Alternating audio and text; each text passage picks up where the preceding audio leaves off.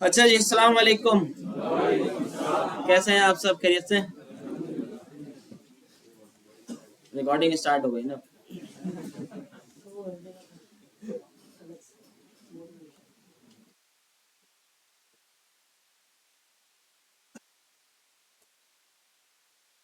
अच्छा जी, तो हम किस चैप्टर तक पहुंच गए थे?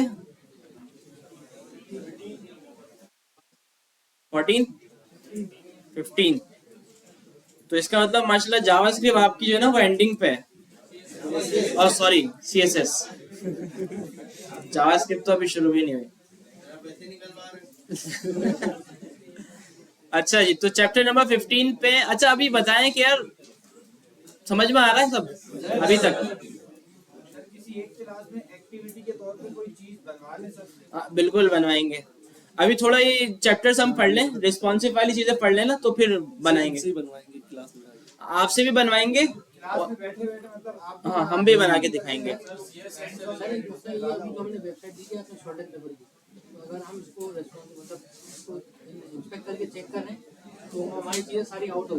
हाँ देखिए, अभी सॉल्टेड पेपर वाली आपने बनाई ना, इसको रिस्पॉन्सिव वाले ना बनाए ना, इसका कोई मसला नहीं है, क्योंकि अभी हमने चीजें देखी नहीं। तो अभी हमारे पास काफी और भी असाइनमेंट है, वो आपको देंगे, फिर वो आप रिस्पॉन्सिव बनाएंगे। ठीक है? तो इस तरह भी करके देखेंगे, क्लास में आपको करवाएंगे। ठीक है? फिर आप लोग भी करेंगे। लैपटॉप्स लेके आ जाइएगा एक दिन ऐसा कि जिसमें सब आप लोग करें, जो भी इश्यूज आएंगे हम देखेंगे, सॉल्व करेंगे।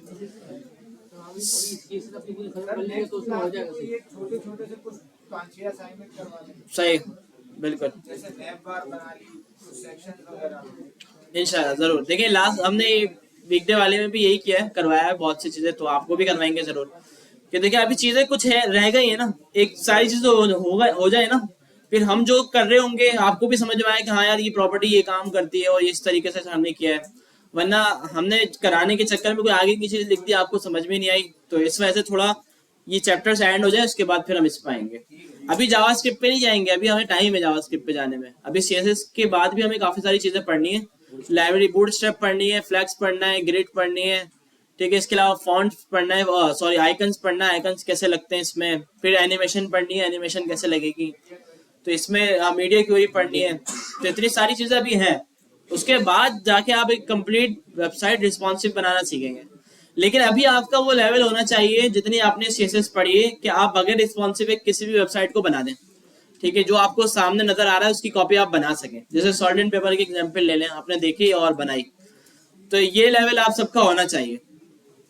ठीक है? तो चैप्टर नंबर 15 देखिए, आप जितने भी चैप्टर रह गए ना, ये सारे थ्योरी है। और इसमें कुछ चीजें पुरानी भी हो गई हैं, जो पहले यूज होती थी, अब नई नई चीजें आ गई हैं। तो ये बुक थोड़ी सी क्योंकि ओल्ड है, लेकिन अच्छी बुक है, तो इस वजह से हम इससे पढ़ते हैं। तो जो चीज होगी, जो इंपॉर्टेंट वाली होगी, वो मैं आपको बता दूंगा। जो ऐसी होगी जो हम न्यू तरीके से करेंगे, वो भी मैं आपको बता दूंगा। तो चैप्टर नंबर 15 में ना लेआउट के बारे में बता रहे हैं आपको। अच्छा, वैसे तो ये भी शायद मैंने थोड़ा देख ही लिया था, ज्यादा मुझे याद आ रहा है। चले और जल्दी से शॉर्ट इसका ओवरव्यू ले लेते हैं। अच्छा, ये चीज तो देखें बड़ी इंपॉर्टेंट है कि आपको समझ में आना चाहिए कि एचटीएमएल के अंदर हर एलिमेंट हमारा एक बॉक्स है, कंटेनर है। ठीक है? और जब भी हम कोई काम करते हैं ना, कोई सेक्शन बनाते हैं, जैसे हेडर एक पूरा अलग सेक्शन होता है, फुटर एक अलग सेक्शन होता है, साइड बार हो जाती है। ठीक है? तो इसी तरह वेबसाइट में काफी सारे सेक्शन हो सकते हैं। तो हर सेक्शन को ना आप उसका कंटेनर बना के रखें, मतलब एक डिव के अंदर रखें। ऐसा नहीं कि हेडर आपका मल्टीपल डिव में बना हुआ है, एक डिव ऊपर एक डिव नीचे। चले, अगर ऐसा भी है ना, एक डिव ऊपर एक डिव नीचे, तो आप क्या करेंगे, उन दोनों को एक डिव में डालेंगे। मतलब एक मेन डिव जरूर होना चाहिए, मतलब उसका कंटेनर जरूर होना चाहिए। तो इसको ये बोलना कि कंटेनर कंटेनिंग एलिमेंट। अच्छा, ये पोजीशन हमने देख लिया था। ठीक है? पोजीशन एब्सोल्यूट था। ठीक है? वो क्या करता है कि भाई किसी भी एलिमेंट को हम जब पोजीशन एब्सोल्यूट देते हैं, तो वो उसको ऊपर ले आता है और अपनी स्पेस वो छोड़ देता है। अब आप उसको अपनी मर्जी से कहीं पर भी मूव करवा सकते हैं, राइट पे, लेफ्ट पे, बॉटम पे, कहीं पर भी पूरी बॉडी में। और अगर आप बॉडी में नहीं, किसी स्पेसिफिक कंटेनर के अंदर उसको मूव करवाना चाहते हैं, तो क्या करना पड़ेगा, वो जो कंटेनर है उसको पोजीशन रिलेटिव देना पड़ेगा। ठीक है भाई? इसके अलावा पोजीशन स्टैटिक जो है वो नॉर्मल होती है। अच्छा, जेड इंडेक्स क्या कर रहा था भाई? कि अगर आपने ऐसा काम किया, जैसे आपकी एक इमेज है और कुछ टेक्स्ट लिखा, जैसे W3 स्कूल पे मैंने आपको एग्जांपल दिखाई थी, इमेज को आपने पोजीशन एब्सोल्यूट दे दिया, तो अब इमेज जो है ना वो आपके आपके टेक्स्ट के ऊपर आ जाएगी और टेक्स्ट उसके पीछे जा रहा होगा, जबकि मुझे करना क्या था, इमेज टेक्स्ट के बैकग्राउंड पे रखनी थी। पोजीशन एब्सोल्यूट देने की वजह से इमेज ऊपर आ गई। ठीक है, तो अब मैं क्या करूंगा, इमेज को z इंडेक्स माइनस में देके उसको बैक साइड पे ले जाऊंगा, ताकि वो मेरे टेक्स्ट के बैक साइड पे नजर आए, बैकग्राउंड में नजर आए। स्टैटिक जो है ना ये नॉर्मल होती है, जैसे हम कोई भी एक एलिमेंट लिखते हैं तो उसकी पोजीशन स्टैटिक होती है, डिफॉल्ट पोजीशन। रिलेटिव का हमें पता चल गया, एब्सोल्यूट का पता चल गया। और फिक्स्ड, फिक्स्ड हम किसके लिए इस्तेमाल करते हैं, हेडर के लिए भी करते हैं कि पूरा हेडर हमारा फिक्स्ड हो जाए, यूजर जो है वो स्क्रॉल करता रहे, पेज के लास्ट में आ जाए तो भी वो हेडर अपनी जगह पे रहे। ठीक है, इसके अलावा टॉप गो टू टॉप का एक बटन आ रहा होता है जिसपे क्लिक करते हैं, वो भी फिक्स्ड होता है। इसके अलावा वेबसाइट में आप देखते हैं लाइव चैट के बटन आ रहे होते हैं, व्हाट्सएप के बटन आ रहे होते हैं, तो वो राइट बॉटम या लेफ्ट बॉटम पे फिक्स्ड हुए होते हैं, तो उसके लिए हम पोजीशन फिक्स्ड इस्तेमाल कर सकते हैं और उसको टॉप राइट बॉटम लेफ्ट की प्रॉपर्टी से सेट कर सकते हैं कि कहाँ पे जाके इसको फिक्स्ड करना है। हाँ, स्टिकी भी है, इसमें मेरे ख्याल से बुक में मेंशन नहीं है। स्टिकी क्या करता है कि अगर किसी आपने हेडर को स्टिकी दे दिया, फिक्स की तरह ही काम करता है ये। अच्छा, इसकी ना एक लिमिट होती है, मतलब स्टिकी के नीचे वाला जो कंटेनर होता है वहीं तक जाता है ना मेरे ख्याल से। ठीक है, तो स्टिकी की एग्जांपल करके दिखाएंगे तो आपको समझ में आएगा ज्यादा। तो हेडर जिस टाइम पे हम बनाएंगे ना तो फिर हम स्टिकी आपको करके दिखाते हैं। जेड इंडेक्स समझ में आ गया। ठीक है, अच्छा जेड इंडेक्स जो है ना कभी भी सिंगल नहीं चलेगा, मतलब अगर आप किसी एलिमेंट को पोजीशन एब्सोल्यूट या फिक्स दे रहे हैं ना और वहां पे ओवरलैपिंग वाला इशू आए कि यार कोई टेक्स्ट पीछे चले जाए या कोई इमेज जो है वो आगे आ जाए, इस तरह का अगर ओवरलैपिंग का इशू आ रहा होगा तो वहां पे हम जेड इंडेक्स इस्तेमाल करेंगे। ठीक है, अगर इसके अलावा बगैर पोजीशन एब्सोल्यूट दिए या बगैर पोजीशन फिक्स दिए ओवरलैपिंग का इशू आ रहा है तो फिर वो जेड इंडेक्स से सॉल्व नहीं होगा। ठीक है, वो ऐसा आएगा नहीं इतना, लेकिन मैं एक बात बता रहा हूँ आपको। फ्लोट आपको बता दिया था मैंने कि भाई पहले रिस्पॉन्सिव के लिए लोग इसको इस्तेमाल किया करते थे कि भाई फ्लोट राइट या लेफ्ट हमने दे दिया और अपने जो एलिमेंट्स हैं उनको इनलाइन कर दिया, तो जितने भी एलिमेंट्स हैं सारे वो एक लाइन में आ जाएंगे जितनी स्पेस होगी, और अगर लाइन में स्पेस खत्म होगी तो वो खुद से नेक्स्ट लाइन पे मूव हो जाएंगे जितने भी आपके एलिमेंट्स हैं। और फ्लोट जो है ना, जो भी हम आगे चीज लिखते हैं उसको थोड़ा सा उसको उस पर भी अप्लाई होता है अपने आप। जैसे हमने दो डिप बनाए, ऊपर वाले डिप को फ्लोट दिया हुआ है तो नीचे वाले डिप पे भी इफेक्ट करेगा। तो इसकी वजह से अगर मुझे फ्लोट खत्म करना है तो इसमें एक प्रॉपर्टी होती है, कौन सी, क्लियर की। क्लियर बोथ कर देते हैं या लेफ्ट राइट, लेफ्ट राइट से बेहतर है बोथ कर दें, क्योंकि आपको शायद पता ना हो कि ऊपर लेफ्ट दिया था या राइट दिया था। तो वो क्या करता है, नेक्स्ट एलिमेंट से फ्लोट का जो इफेक्ट है वो हटा देता है। ठीक है, और फिर वो सारा नॉर्मल फ्लो में आ जाता है आपका जितना भी कंटेंट है। तो फ्लोट पहले इस्तेमाल हुआ करता था, लेकिन अब रिस्पॉन्सिव के लिए हम दूसरी चीजें इस्तेमाल करते हैं।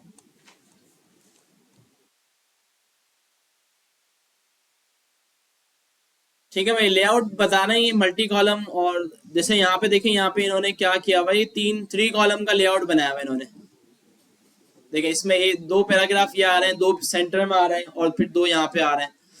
तो इसमें इन्होंने क्या किया होगा, यकीनन कि यार इनके पास तीन डिव होंगे, तीनों को एक विद असाइन कर दी होगी। मिसाल के तौर पे हमारे पास 100% टोटल विद है, तो इसको 33 असाइन कर दिया। बीच में अगर थोड़ी सी स्पेस होती है तो हम क्या करते हैं, 30 की विद असाइन कर दी और बाकी की जो 10% बचा है उसको मार्जिन और पैडिंग देके हमने उसको मिला लिया। तो भाई एग्जाम्पल दे रहे हैं कि इस तरह मल्टी कॉलम लेआउट आप बना सकते हैं, फ्लोट के जरिए बनाना सिखा रहे हैं। अच्छा, स्क्रीन साइजेस की बात हो रही है, ये जाहिर सी बात है पुरानी स्क्रीन दिखा रहे हैं, लेकिन अब काफी सारी स्क्रीन अलग अलग आई हुई है। तो अभी आप आज की स्क्रीन के हिसाब से अगर आप गूगल करेंगे ना तो आपको पता चल जाएगा कि यार हमें किस किस स्क्रीन के हिसाब से वेबसाइट को रिस्पॉन्सिव करना चाहिए। क्योंकि देखिए डिवाइसेस तो बहुत है। अब हम बात करें, हम वेबसाइट बना रहे हैं, अब हमारी वेबसाइट को कोई किसी छोटे लैपटॉप में खोलता है या टैबलेट में खोलता है या आईपैड में खोलता है या बड़े या छोटे मोबाइल में खोल लेते हैं, इतनी सारी स्क्रीन है तो इतना ज्यादा हमें देखना नहीं पड़ता।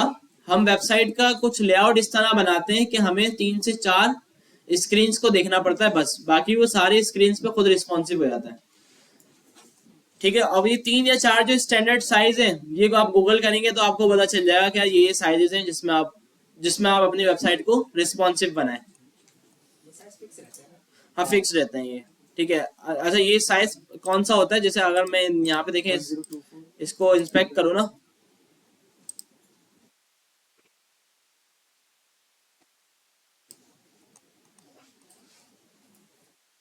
सही राइट साइड पे कैसे जाएगा, इसमें नहीं बता रहा। अच्छा इसको स्मॉल करें थोड़ा, हटा दिया यहाँ से। अच्छा जी, चेंज नहीं, क्या कर दिया अभी मैंने इसमें सेटिंग में, अपडेट हुई है इसकी कोई सेटिंग ना। अच्छा हाँ, यहाँ पे नहीं नहीं होता तो यहीं से था। हम्म,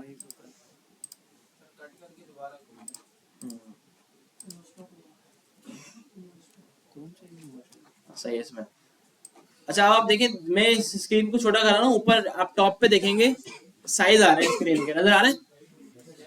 तो ये कुछ साइज होते हैं, देखिए मैं स्क्रीन पे लेके जाऊंगा तो ये बता रहा है क्या 286 290 से नीचे जा रहे हैं। अब जैसे मैं इसको बड़ा कर रहा हूँ, इसका देखिए साइज बड़ा हो जाए। और दूसरा वाला जो ये हाइट है, ये इसलिए नहीं मतलब चेंज हो रहा क्योंकि हाइट हमारी फिक्स्ड है अभी। और ठीक, अच्छा हाइट को ना रिस्पॉन्सिव नहीं करना पड़ता कभी भी, क्योंकि हाइट तो ऑटो होती है, जितनी हाइट होती जाएगी वो स्क्रॉल होता जाएगा। तो हम कभी भी हाइट को रिस्पॉन्सिव नहीं बनाते कि यार हाइट को हम देखें कि यार ये वाली हाइट पे ये है, ये वाली, हम हमेशा देखते हैं विड्थ को। क्योंकि कोई भी जो स्क्रीन होगी ना, उसकी विड्थ छोटी होगी, हाइट सबकी एक ही होती है ऑटो। ऑटो हाइट क्या भाई, जितना कंटेंट नीचे आता रहेगा वो अपने आप स्क्रॉल होता रहेगा। तो इस वजह से देखें ये विड्थ चेंज हो रही है। तो अलग अलग डिवाइसेस के जो साइज है ना, हम ऐसे पता लगा सकते हैं कि भाई जो मैंने अभी सेलेक्ट किया हुआ है तो इसका साइज क्या होगा, तो ऊपर लिखा हुआ है 623। तो ये वो साइजेस होते हैं जिससे हमें पता चल जाता है। बाकी हम गूगल करते हैं कि भाई कौन से अभी ऐसे साइजेस है जिसके लिए हम वेबसाइट रिस्पॉन्सिव बनाए।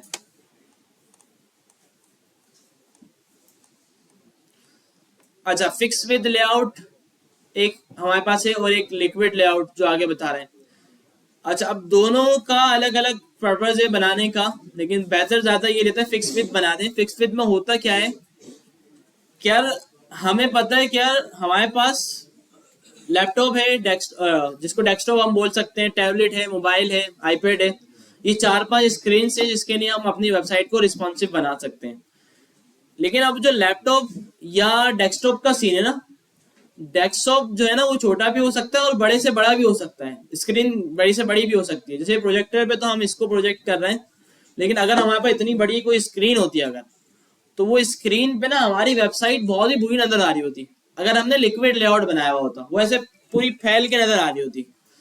तो इस वजह से अगर हम फिक्स विद लेआउट बनाते हैं ना, तो फिक्स विद का लेआउट का मतलब ये है कि स्क्रीन साइज जितना भी बड़ा हो जाए, चाहे आप जितनी भी बड़ी स्क्रीन में हमारी वेबसाइट यूज कर लो, लेकिन हमारी वेबसाइट ना अपनी फिक्स विद में आएगी, उसके सेंटर में नजर आ रही होगी वो आपको।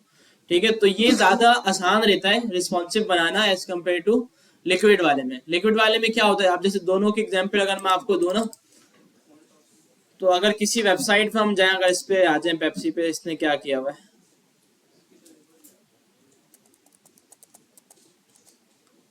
अच्छा इसमें ना देखो इन्होंने मिक्स किया हुआ है, दोनों ही चल रहे हैं, ये दोनों के चल रहे हैं। अब ये वाला सेक्शन देखो ऊपर वाला, ये सारा सेंटर में आ रहा है, राइट साइड पे स्पेस और लेफ्ट साइड पे स्पेस। तो इससे इससे इतना पता नहीं चल रहा। अगर हम OLX पे आ जाए या किसी और वेबसाइट पे आ जाए, किस पे जाए, फॉन्ट ऑसम पे आ जाते हैं, तो ये देखें OLX का, देखिए मैं इसकी, अच्छा मैं जूम आउट इस वजह से कर रहा हूँ तो कि बड़ी स्क्रीन जाहिर सी बात है हम कैसे लाएंगे दिखाएंगे आपको, तो इस वजह से मैंने कर दिया। तो अगर देखिए बड़ी स्क्रीन होगी तो ये क्या करेगा, हमारी पूरी वेबसाइट को सेंटर में ले आएगा और उसकी फिक्स विड्थ की हुई है। अब फिक्स विड्थ से हमें फायदा ये होगा कि हम इसको रिस्पॉन्सिव बड़े आराम से बना सकते हैं। अब हमें पता चल गया हमने इसकी जो फिक्स विड्थ रखी है ना फुल, वो 1000 px रखी है। अब हमें 1000 px से ऊपर वाली स्क्रीन देखनी ही नहीं है, क्योंकि हमें पता है हमारी वेबसाइट इससे बड़ी जाएगी ही नहीं। हमें 1000 px से स्मॉल वाली देखनी है कि भाई 800 px पे क्या हो, 500 px पे क्या हो, 300 px पे क्या नजर आना चाहिए। ठीक है, अच्छा फॉन्ट ऑसम का अगर हम देखें तो ये भी देखें फिक्स विद है, सेंटर में आ रहा है सारा। अच्छा लिक्विड की भी शायद कोई एग्जांपल थी, W3 स्कूल पे जाते हैं हम।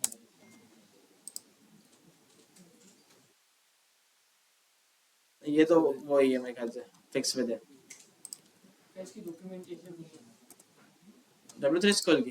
सर, डॉक्यूमेंटेशन लिक्विड पे। अच्छा, अगर हम जाएं CSS में,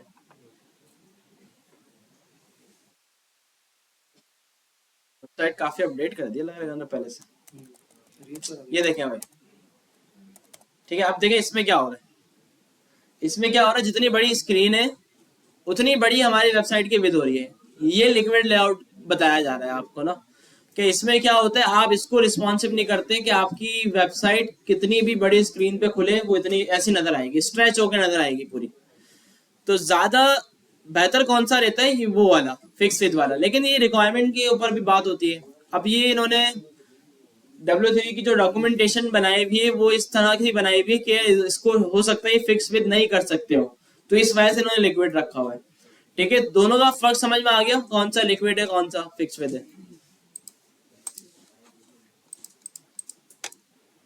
यहाँ पे देखिए एग्जाम्पल भी दे रहे हैं। फिक्स विद इन्होंने बिल्कुल सेंटर में लिया है, राइट और लेफ्ट पे स्पेस आ गई, और लिक्विड में जो है वो पूरी जो स्क्रीन है उसको कवर कर रहा है। दोनों के एग्जाम्पल दिए हुए इन्होंने बना के यहाँ पे।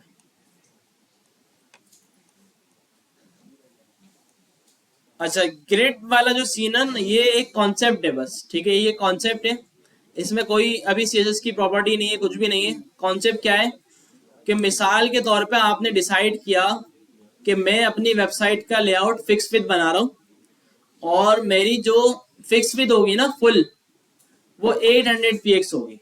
ये मैंने डिसाइड किया, मतलब 800px से ज्यादा बड़ी डिवाइस पे अगर मेरी वेबसाइट खुलेगी तो वो 800 ही नजर आएगी, 800 से बड़ी नजर नहीं आएगी वेबसाइट। तो ये मैंने सोच लिया। तो अब मुझे लेआउट बनाना है अपनी वेबसाइट का।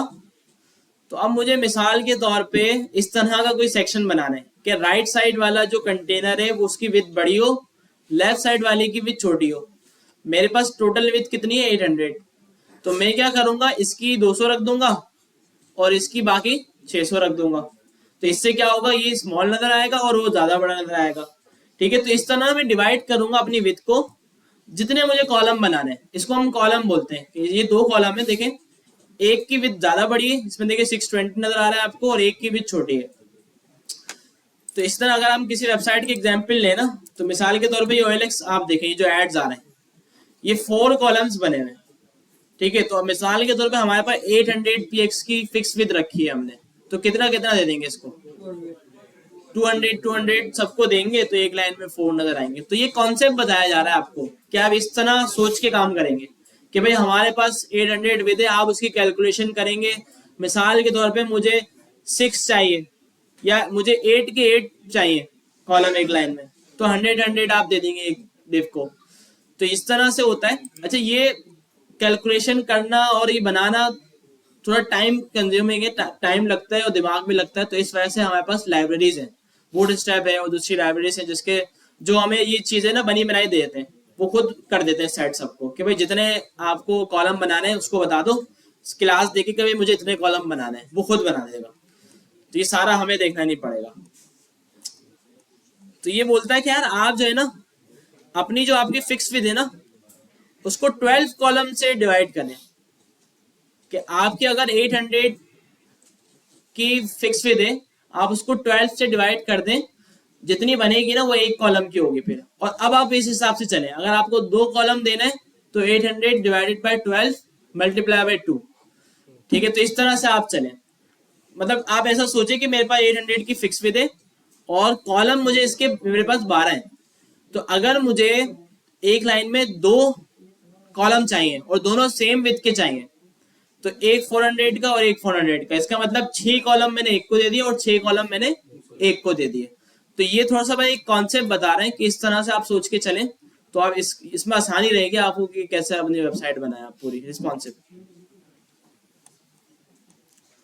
अच्छा, इसका मैंने शायद आपको बताया था भाई, मल्टीपल स्टाइल शीट्स हम लगा सकते हैं। एक ही आपके पास HTML की फाइल है, उसमें या तो आप मल्टीपल लिंक्स लगा लें, जिस तरह अभी आप एक लिंक लगाते हैं, एक और CSS की फाइल बनाई उसका भी लिंक लगा दिया हेड के अंदर ही सेम तरीके से। तो एक HTML फाइल में मल्टीपल CSS की फाइल्स लगा सकते हैं। और एक और तरीका क्या था कि आपने अपनी जितनी भी फाइल्स हैं CSS की वो सारी इंपोर्ट करवा ली एक मेन CSS की फाइल में और फिर उसको HTML के साथ कनेक्ट कर दिया। अच्छा, इससे ज्यादा जो है ना लोग यही वाला यूज करते हैं, लिंक वाला, कि भाई लिंक मल्टीपल लगा दिए। और ये वाला भी एक तरीका है कि भाई आपने एक CSS की फाइल को मेन फाइल बना दिया और जितनी भी CSS की फाइल है सारी उसमें इंपोर्ट कर दी और HTML के साथ कौन सी कनेक्टेड होगी, ये मेन वाली। ठीक है भाई।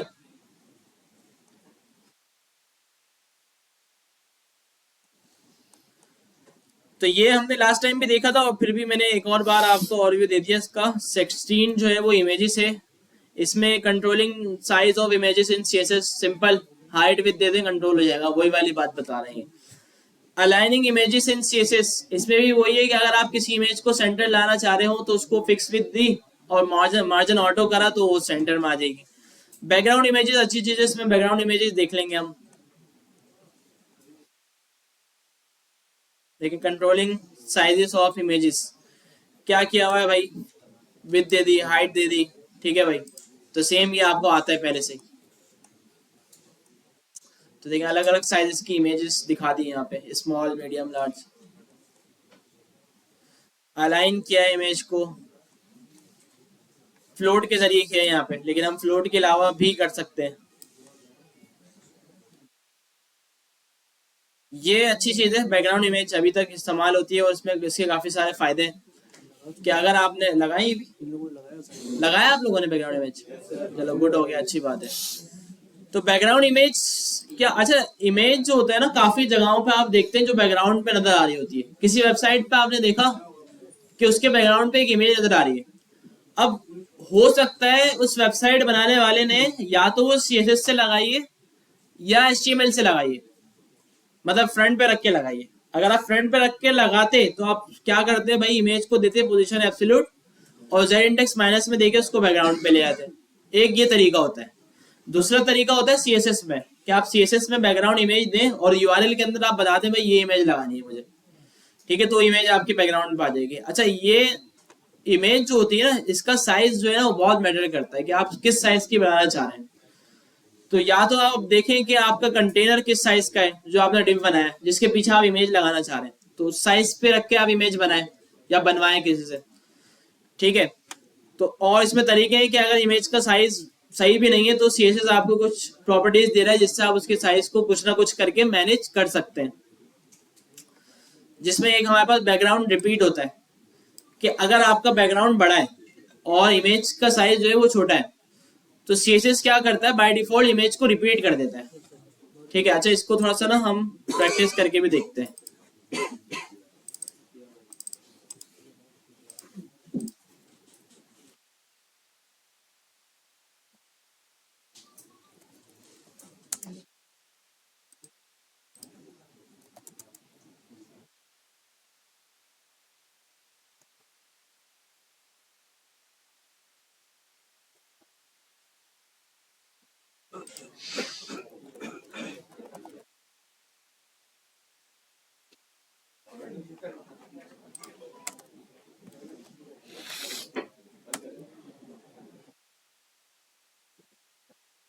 स्टाइल डॉट CSS की फाइल बना ली, क्रिएट फाइल करके, और मैं काम करता हूँ यहाँ पे बनाता हूँ एक डिव, इसको मैंने क्लास दी मेन, और इसमें कोई भी मैं एक हेडिंग बना देता हूँ।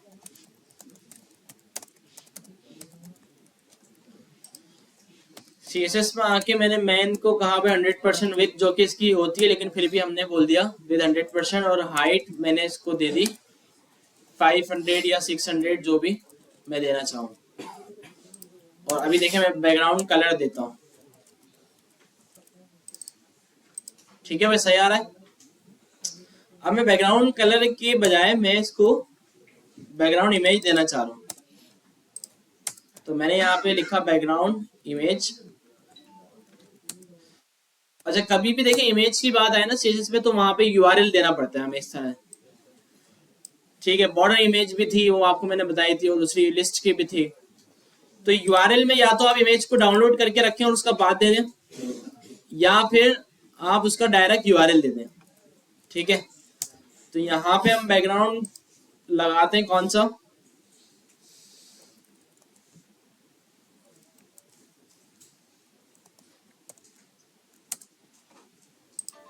कोई भी उठा लेते हैं। ठीक है, ये वाला या ये वाला ले लेते हैं, चले सही।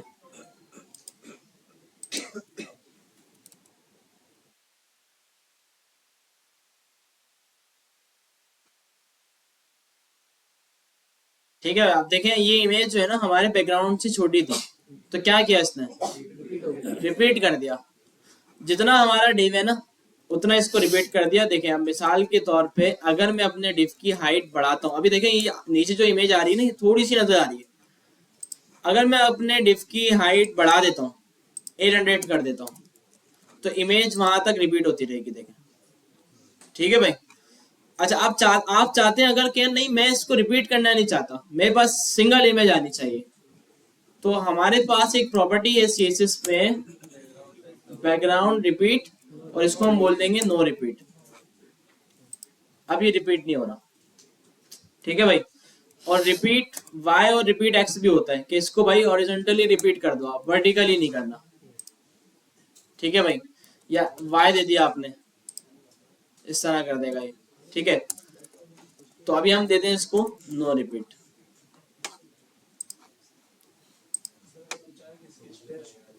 स्ट्रेच भी हो जाएगी। अगर हम ये सीएसएस के बजाय बैकग्राउंड के में एचटीएमएल में लगा दें फिर भी रिपीट करेगा? नहीं, फिर रिपीट नहीं करेगा। सीएसएस के बजाय अगर हम एचटीएमएल से लगाएंगे ना बैकग्राउंड, फिर रिपीट नहीं करेगा।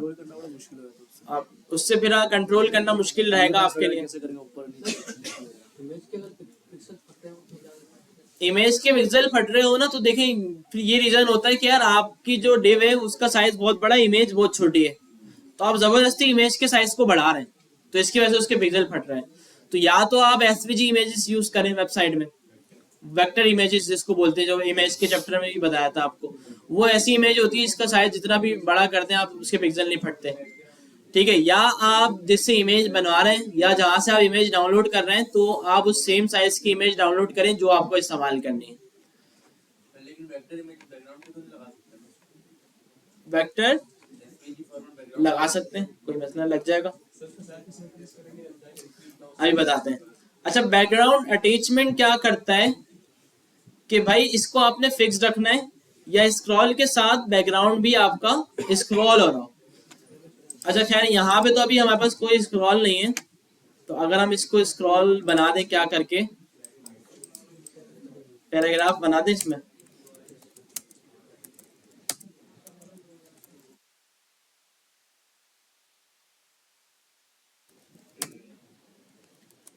ठीक है जी, काफी है इतना। अच्छा, अभी तो ऐसा आएगा क्योंकि हमने बैकग्राउंड रिपीट को नो रिपीट किया हुआ है,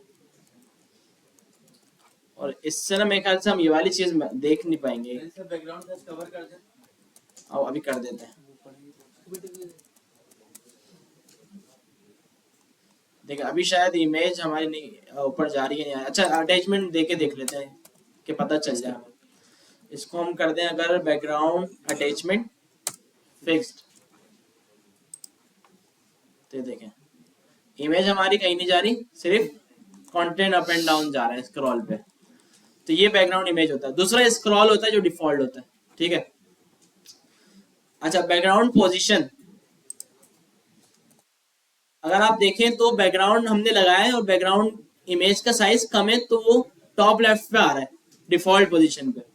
अगर आप चाहते हैं नहीं मेरा बैकग्राउंड ऐसा ही रहे लेकिन बस सेंटर में आ जाए, ठीक है, तो उसके लिए हमारे पास क्या है सीएसएस में, बैकग्राउंड पोजीशन। तो अगर मैं इसको बोलूं भाई बैकग्राउंड पोजीशन, और इसके देखें सारे यहाँ पे दिए हुए हैं भाई क्या क्या होते हैं। लेफ्ट टॉप ये बाय डिफॉल्ट होता है, लेफ्ट सेंटर थोड़ा नीचे आ जाएगा, लेफ्ट बॉटम, सेंटर सेंटर देखते हैं क्या करता है। सेंटर सेंटर मैंने इसको दे दिया, सेंटर में आ गया। देखें जो भी हमारा डिव है ना उसके बिल्कुल सेंटर में आ गया। तो इस तरह देखें काफी सारे यहाँ पे दिए में, left centre, left bottom, centre top, centre bottom. तो ये जो सेंटर और ये सब देख रहे हैं ना, ये उस डिव का देख रहा है जिस पे आपने बैकग्राउंड इमेज लगाई हुई, जितनी उसकी हाइट होगी, जितनी उसकी विड्थ होगी। कस्टम भी दे सकते हैं आप परसेंटेज में कि भाई लेफ्ट से आपको कितना रखना है, 0% से शुरू है, ठीक है 50% रखेंगे तो वो सेंटर आ जाएगा। ठीक है, तो आप परसेंटेज में भी दे सकते हैं, जिस तरह यहाँ पे उन्होंने 50% किया हुआ है। अच्छा, ये बैकग्राउंड का शॉर्ट हैंड है, जिस तरह बॉर्डर का भी शॉर्ट हैंड था, मार्जिन का भी शॉर्ट हैंड था, तो ये बैकग्राउंड का शॉर्ट हैंड है। तो शॉर्ट हैंड में आप क्या कर रहे हैं भाई, कलर दे दिया। कलर का मतलब ये है कि अगर इमेज नहीं चली, किसी वजह से इमेज लोड नहीं हुई, तो बैकग्राउंड कलर नजर आ जाए। दूसरे नंबर पे आपने बैकग्राउंड इमेज का यूआरएल दे दिया, फिर आपने बैकग्राउंड रिपीट बता दिया, टॉप राइट में बैकग्राउंड की पोजीशन बता दी। ये शॉर्ट हैंड तरीका है पूरा इसका। एग्जाम्पल इमेज की इन्होंने दी हुई है। अच्छा, इमेज आप किसी भी बटन पे और हर जगह लगा सकते हैं, लेकिन इस पे वही इश्यूज आते हैं साइजेस वाले। तो इसका तरीका मैंने आपको बताया था कि कैसे लगा सकते हैं, पोजीशन से सेट करके। अच्छा, बैकग्राउंड इमेज ग्रेडियंट, ये बहुत अच्छी चीज है। और ये ना शेडो की तरह आप खुद से नहीं बना सकते, थोड़ा मुश्किल होता है ये। तो आपको एक टूल होते हैं जो आपको ये बैकग्राउंड इमेज के ग्रेडियंट बना के देते हैं। अच्छा, इसके अलावा बैकग्राउंड साइज आ गया, नहीं आया। बैकग्राउंड साइज चले खुद बताते हैं आपको कि क्या है। बैकग्राउंड साइज आप इसमें दें, बैकग्राउंड साइज की एक आपके पास प्रॉपर्टी है, और अगर आप इसको ना परसेंट में दे दें, जैसे 100% मैंने इसको बोल दिया, तो ये क्या करेगा, पूरे बैकग्राउंड को कवर कर लेगा, पूरी इमेज को। अच्छा, अगर इमेज छोटी होगी तो उसको पिक्सेलेट करेगा थोड़ा, लेकिन कवर कर लेगा पूरे बैकग्राउंड को। ठीक है, ये बैकग्राउंड साइज होता है। अच्छा, अगर आप 50% देंगे तो फिर 50% पे ले आएगा उसको, देखें स्मॉल कर दिया दोबारा। अच्छा, इसके अलावा कुछ फिक्स प्रॉपर्टी भी होती है इसके बैकग्राउंड साइज की। ऑटो मतलब जो है वही रहेगा। कंटेन मतलब ये होता है कि जितना आपका, जितनी जो आपकी इमेज है ना वो पूरी कंटेन होनी चाहिए, मतलब इमेज क्रॉप ना हो। तो देखिए मैंने कंटेन दिया तो कंटेन है, मतलब ये आपका इमेज का साइज है। अच्छा, राइट और लेफ्ट पे स्पेस इस वजह से आ रहा है कि अगर इमेज और बड़ी होती है ना तो वो क्रॉप हो जाती, तो ये क्रॉप ना हो। कंटेन, कंटेन मतलब ये पूरी इमेज रखना, इमेज क्रॉप ना हो कहीं से भी। अच्छा, एक होता है कवर। कवर का मतलब ये होता है कि यार इमेज भले क्रॉप हो जाए, लेकिन जो मेरा डिव है ना उसको फिल कर देना पूरा, उसमें कहीं से भी स्पेस ना बचे। तो मैं इसको देखें रिलोड किया, ये होता है कवर, कि चारों तरफ से जो डिव है ना वो बिल्कुल फिल हो गया इमेज से। अच्छा, ग्रेडियंट का बता रहा था मैं आपको। CSS ग्रेडियंट सर्च करें तो एक वेबसाइट आपको मिलेगी, ये cssgradient.io के नाम से। अच्छी वेबसाइट है, यहाँ से आप ग्रेडियंट बना सकते हैं। देखें इसने एग्जाम्पल दी हुई है, आपको लोड हो रही है क्या, आप देखें यहाँ पे बने बनाए भी दिए हुए। देखें ये है, ये है, ये है। देखिए अगर मैं ये वाला लगाना चाहूँ तो इसने पूरी ये बैकग्राउंड बना के दिया हुआ है हमें। ठीक है, ये हमने कॉपी किया और यहाँ पे आके हमने इसको सबको कमेंट किया, इसको भी कर देते हैं, और बैकग्राउंड इमेज में ये आके आपने दे दिया। ठीक है भाई, वो ग्रेडियंट यहाँ पे लग गया। तो इस तरह बने बनाए ग्रेडियंट। अच्छा, बैकग्राउंड या बैकग्राउंड इमेज जो भी आप लिख सकते हैं। इस तरह कलर के लिए भी बैकग्राउंड या बैकग्राउंड कलर जो भी लिखेंगे चल जाएगा, सिर्फ बैकग्राउंड से भी चल जाता है। तो ये कुछ ग्रेडियंट की और भी वेबसाइट हो सकती है जो आपको बना के दे रही है। इसको आप कस्टमाइज भी कर सकते हैं। आप कहते हैं यार ये येलो वाला कलर जो है ये थोड़ा कम आए, तो देखिए इस तरह चेंज हो रहा है पूरा, या आप चाहते हैं यार ये इस तरफ आ जाए,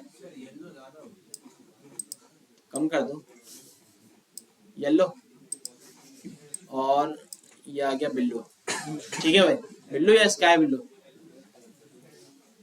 ठीक है भाई, तो बड़ा अच्छा सा, बल्कि नहीं बहुत बुरा सा हमने बना दिया, तो फिर भी इसको लगा के देख लेते हैं कि क्या बोल रहा है।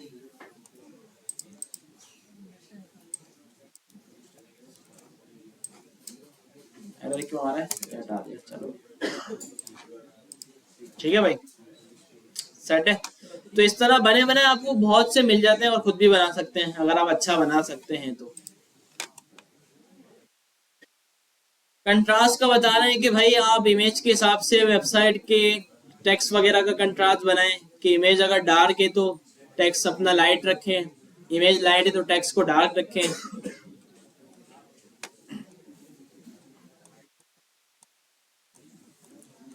अच्छा, HTML5 लेआउट, इसमें ना कुछ चीजें आई हैं जो लेआउट स्पेसिफिक HTML5 ने हमें दिए, कुछ एलिमेंट्स हैं जो ये बताएंगे, अभी देखेगा आप। देखिए हम किस तरह लेआउट बना रहे थे कि भाई एक हेडर का डिव बना दिया, एक पेज का डिव बना दिया, एक नेविगेशन बार का डिव बना दिया, सबका कंटेनर बनाने की बात कर रहे थे ना हम कि भाई कंटेनर बना बना के काम करें। तो पहले हम इस तरह उसको आइडेंटिफाई कर रहे थे आईडी देके या क्लास देके कि भाई ये हेडर है। जब तक हमने आईडी क्लास ना दी ना तो हमें पता नहीं चलेगा कौन सा हेडर है कौन सा फूटर है। वो तो डेवलपर ही देख के समझ सकता है हाँ भाई ये फूटर है या हेडर है। तो अब HTML5 ने स्पेसिफिक एलिमेंट बना दिए डिव की रिप्लेसमेंट पे। डिव अभी भी है, डिव भी यूज कर सकते हैं, कोई मसला नहीं है। ये बोलते हैं कि अगर आपको डिव यूज नहीं करना, उसको और अच्छा बनाना है, तो आप हेडर को हेडर के एलिमेंट में रख दें, हेडर का एलिमेंट बन के आ गया। नेविगेशन बार को नेव के एलिमेंट में रख दें, ये बन के आ गया। ठीक है, कोई आर्टिकल कोई पोस्ट वगैरह लिख रहे हैं तो उसको आर्टिकल के एलिमेंट में रख दें, ये भी आपके पास आ गया। साइड बार है तो उसको साइड के एलिमेंट में रख दें, फूटर है तो फूटर के एलिमेंट में रख दें। तो ये कुछ एलिमेंट्स हैं जो ये HTML5 ने हमें दिए। ठीक है, तो आप इसको यूज भी कर सकते हैं और नहीं भी, कोई मसला नहीं है। हाँ, SEO पर्पज के लिए भी इस्तेमाल होते हैं कि अगर आपने ये किया हुआ होगा तो इससे आपकी वेबसाइट की जो SEO है उसमें भी हेल्पफुल होते हैं। ठीक है, तो अगर हेडर बनाएंगे तो हेडर का एलिमेंट। अच्छा, इस तरह अब ये नहीं है कि अगर आप अपनी मर्जी से कुछ बनाएं तो आप उसमें अपनी मर्जी का नाम दे दें, नहीं, जो HTML ने दिए हुए वही एलिमेंट होते हैं बस। ठीक है, इस तरह हेडर फुटर आ गया, नेव आ गया। ठीक है भाई, नेविगेशन के लिए आर्टिकल्स आ गया, आर्टिकल के लिए एसाइड आ गया, साइड बार वगैरह के लिए। सेक्शन जो है ना ये डिव की तरह ही है, जैसे कोई भी एक स्पेसिफिक सेक्शन आपने बनाया तो उसको आप सेक्शन में रख सकते हैं अगर डिव यूज नहीं करना चाह रहे तो। अच्छा, एच ग्रुप के नाम से एक एलिमेंट है, इसका मतलब है बहुत सारी हेडिंग्स का आपने एक ग्रुप बना के रखा हुआ है तो उसको एच ग्रुप का ये एलिमेंट है, इसमें रख देंगे। अच्छा, इसका ना कोई इम्पैक्ट नहीं है, कभी आप सोचे एच ग्रुप लिखेंगे तो कुछ अलग रिजल्ट आएगा, नहीं, ये डिव ही है, सिर्फ सिंपल डिव होता है ना आपका, डिव से कुछ फर्क नहीं पड़ता, ये वही है, सारे एलिमेंट्स ब्लॉक लेवल है। फिगर और फिग कैप्शन तो ये पीछे भी था शायद। सेक्शन एलिमेंट डिव, ठीक है भाई, डिव भी इन्होंने दोबारा बता दिया। Linking around block level elements, क्या बता रहा है इसमें ये? अच्छा, ये एग्जाम्पल देके बता रहा है कि भाई आप किस तरह इनको यूज कर, जैसे देखें एज ग्रुप के अंदर इसने 2 हेडिंग रख दी, आर्टिकल को पूरे सबसे मेन पे रख दिया। ठीक है, और पूरे आर्टिकल के ऊपर एंकर का टैग लगा दिया। ये बोल रहा है HTML5 अलाउ करता है आपको कि कोई ब्लॉक लेवल एलिमेंट है ना, उसके ऊपर भी आप एंकर का टैग लगा सकते हो। इससे पहले ना एंकर का टैग आप किसी ब्लॉक लेवल के ऊपर नहीं लगा सकते होंगे, तो HTML5 ने आपको अलाउ कर दिया कि अगर कोई ब्लॉक लेवल है, मतलब पूरा एक सेक्शन है, पूरा एक कार्ड बना हुआ है, पूरे पे एंकर का टैग लगा दो कि इस पूरे कार्ड पे कहीं पर भी क्लिक हो नेक्स्ट पेज पे चले जाए। तो देखिए सबसे टॉप पे इन्होंने एंकर का टैग लगाया हुआ है। हेल्पिंग ओल्डर ब्राउजर अंडरस्टैंड, लेकिन अब तो कोई ऐसा ओल्डर ब्राउजर नहीं है, अब तो सब न्यू है, अपडेटेड है।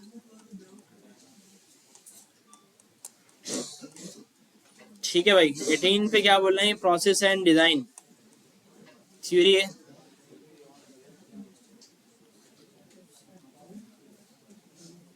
Why people visit your website, लोग आपकी वेबसाइट पे क्यों विजिट करें? तो ये एक थ्योरी है, पढ़नी हो तो पढ़ सकते हैं, वरना कोई जरूरी नहीं है।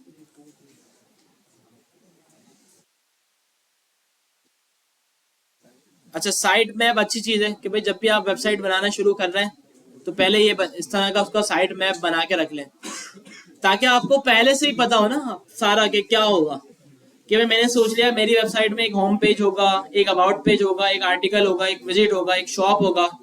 अच्छा, अब मैंने सोच लिया शॉप के अंदर क्या क्या आएगा, शॉप के अंदर बुक्स आएंगे, गिफ्ट आएंगे। तो ये ना टूल होते हैं इसके भी काफी सारे, जिस पर आप ये बना के रख लेते हैं, या खुद से बना लें, स्केच बना लें पेंसिल से, या पेन पे बना लें, या कि कहीं पर भी बना के रख लें, ताकि आपको एक पूरी पिक्चर क्लियर हो कि भाई मैं इस तरह की वेबसाइट बनाने जा रहा हूँ।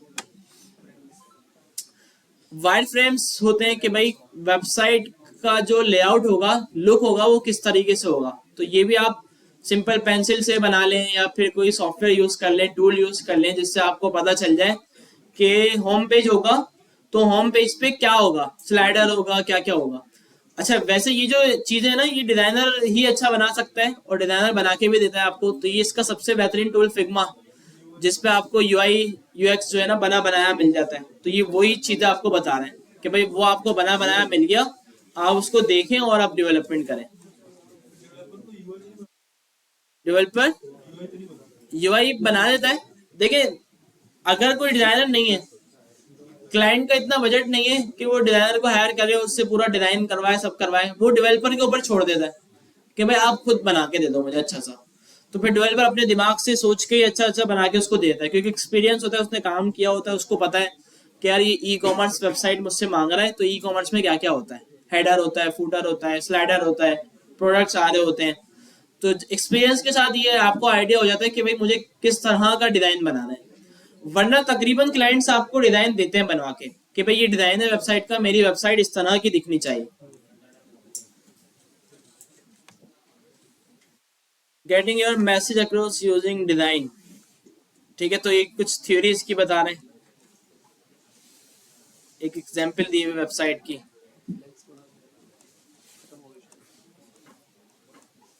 ग्रुप फ्रेंड्स, इसमें क्या कलर्स बॉर्डर वगैरह सब बता रहे हैं, सारी सारी थ्योरी है। नेविगेशन डिजाइन करना, देखिए बता रहे हैं कि ये दो एग्जांपल इन्होंने दी हुई, ऊपर वाली और नीचे वाली। कि अगर देखिए नेविगेशन ना हम हमेशा शॉर्ट रखते हैं। क्लाइंट आपके पास आया और उसने पेजेस बना लिया आपसे 100 पेजेस, और वो बोले 100 के 100 मुझे नेविगेशन में डाल के दो, पॉसिबल ही नहीं है। नेविगेशन में 100 कैसे नजर आएंगे, नेविगेशन तो छोटी होती है ना एक लाइन की। तो आप क्या करेंगे, उसको ग्रुप करेंगे कि भाई आप मुझे ग्रुप बना दो। जैसे शॉप के 10 पेजेस हैं, तो आप क्या करेंगे, उसको डायरेक्ट नहीं बल्कि शॉप के ड्रॉप डाउन में डाल देंगे कि भाई जैसे ही कोई शॉप पे क्लिक करे और वो नजर आ जाए। तो ये जो क्लिक करके नजर आने वाली चीज है ना, ये जावास्क्रिप्ट का काम होता है। देखिए कोई भी ऐसी चीज हो जो क्लिकेबल हो, फंक्शनैलिटी वगैरह लगी हुई उस पर क्लिक करें शो हो जाए, ये सारा काम जावास्क्रिप्ट का है। तो इसमें देखिए ये नीचे बता रहे हैं कि यार ये गुड है कि आप देखें कि देखिए मेन्यू ना ज्यादा से ज्यादा 7, 8, 10 तक होते हैं, 10 से ऊपर तो कभी भी नहीं जाते। 10 भी मैंने ज्यादा बता दिए, 6, 7 इस तरह से बन रहे होते हैं, क्योंकि इससे ज्यादा बनाएंगे तो इतनी स्पेस ही नहीं है लाइन में, तो वो अजीब लगेंगे। जिस तरह देखिए यहाँ पे उन्होंने एग्जाम्पल देके इसको अट्रैक्टिव बनाए, यूजर को पता चले कि वो किस लोकेशन पे खड़ा हुआ है, किस पेज पे खड़ा हुआ है। जैसे अभी इन्होंने क्या किया, आर्टिस्ट प्रोफाइल्स को हाईलाइट कर दिया ऑरेंज से, तो जो भी यूजर होगा उसको पता है कि भाई मैं अभी इस जगह पे खड़ा हूँ।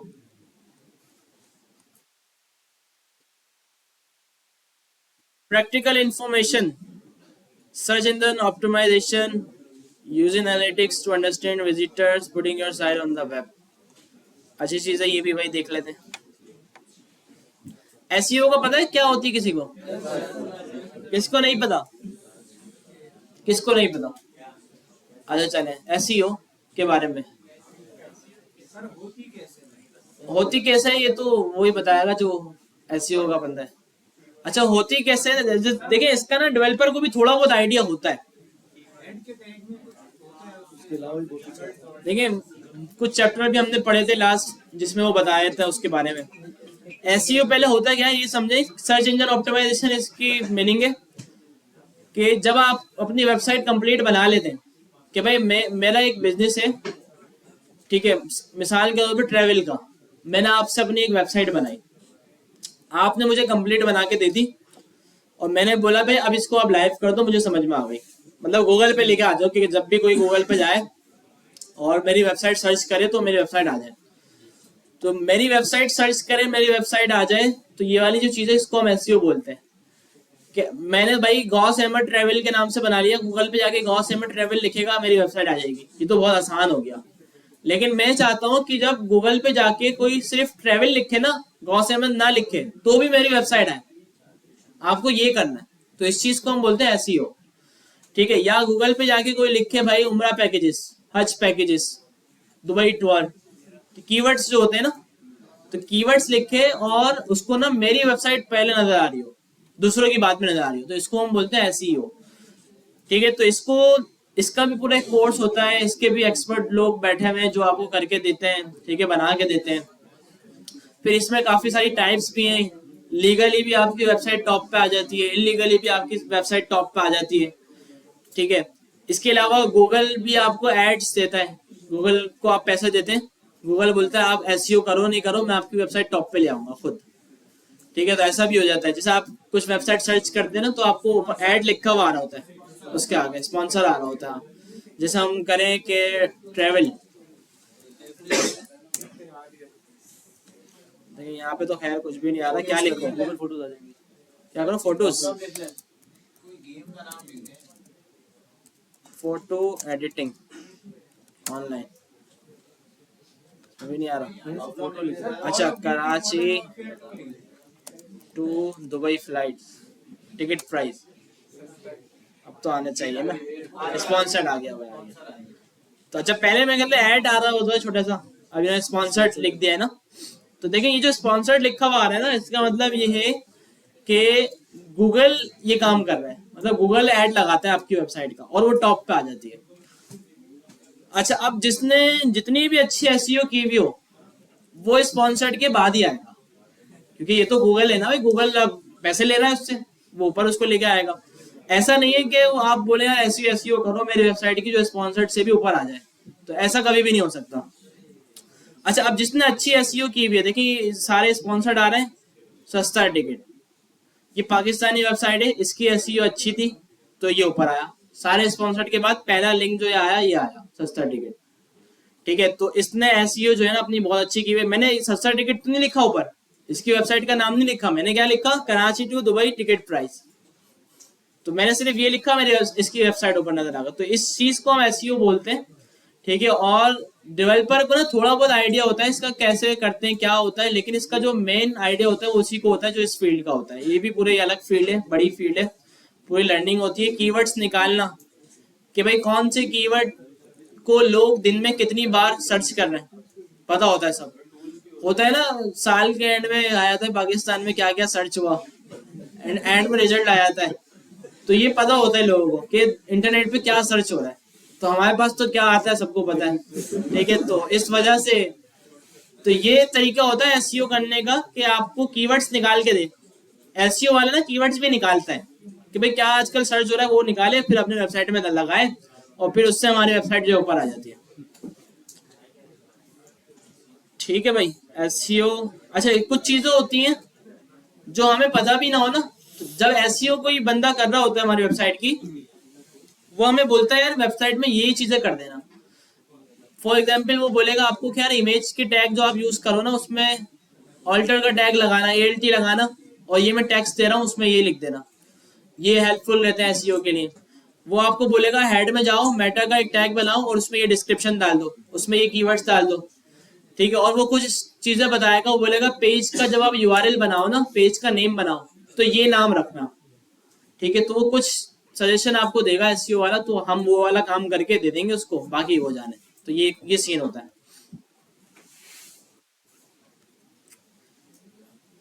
अच्छा, इन पेज एसईओ देखें, पेज टाइटल से होती है, यूआरएल से होती है, वेब एड्रेस से होती है, आपकी हेडिंग्स, आपके पैराग्राफ, आपके टेक्स्ट, जो जो कंटेंट आपने अपनी वेबसाइट में लिखा है ना, उन सब से एसईओ होती है।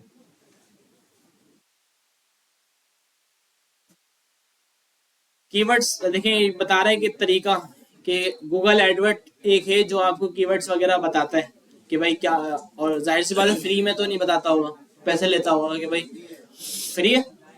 हाँ, तो फ्री में भी बता रहा है भाई, देखें। और wordtracker.com है कीवर्ड डिस्कवरी के नाम से, तो ये टूल है जो आपको ना बताते हैं।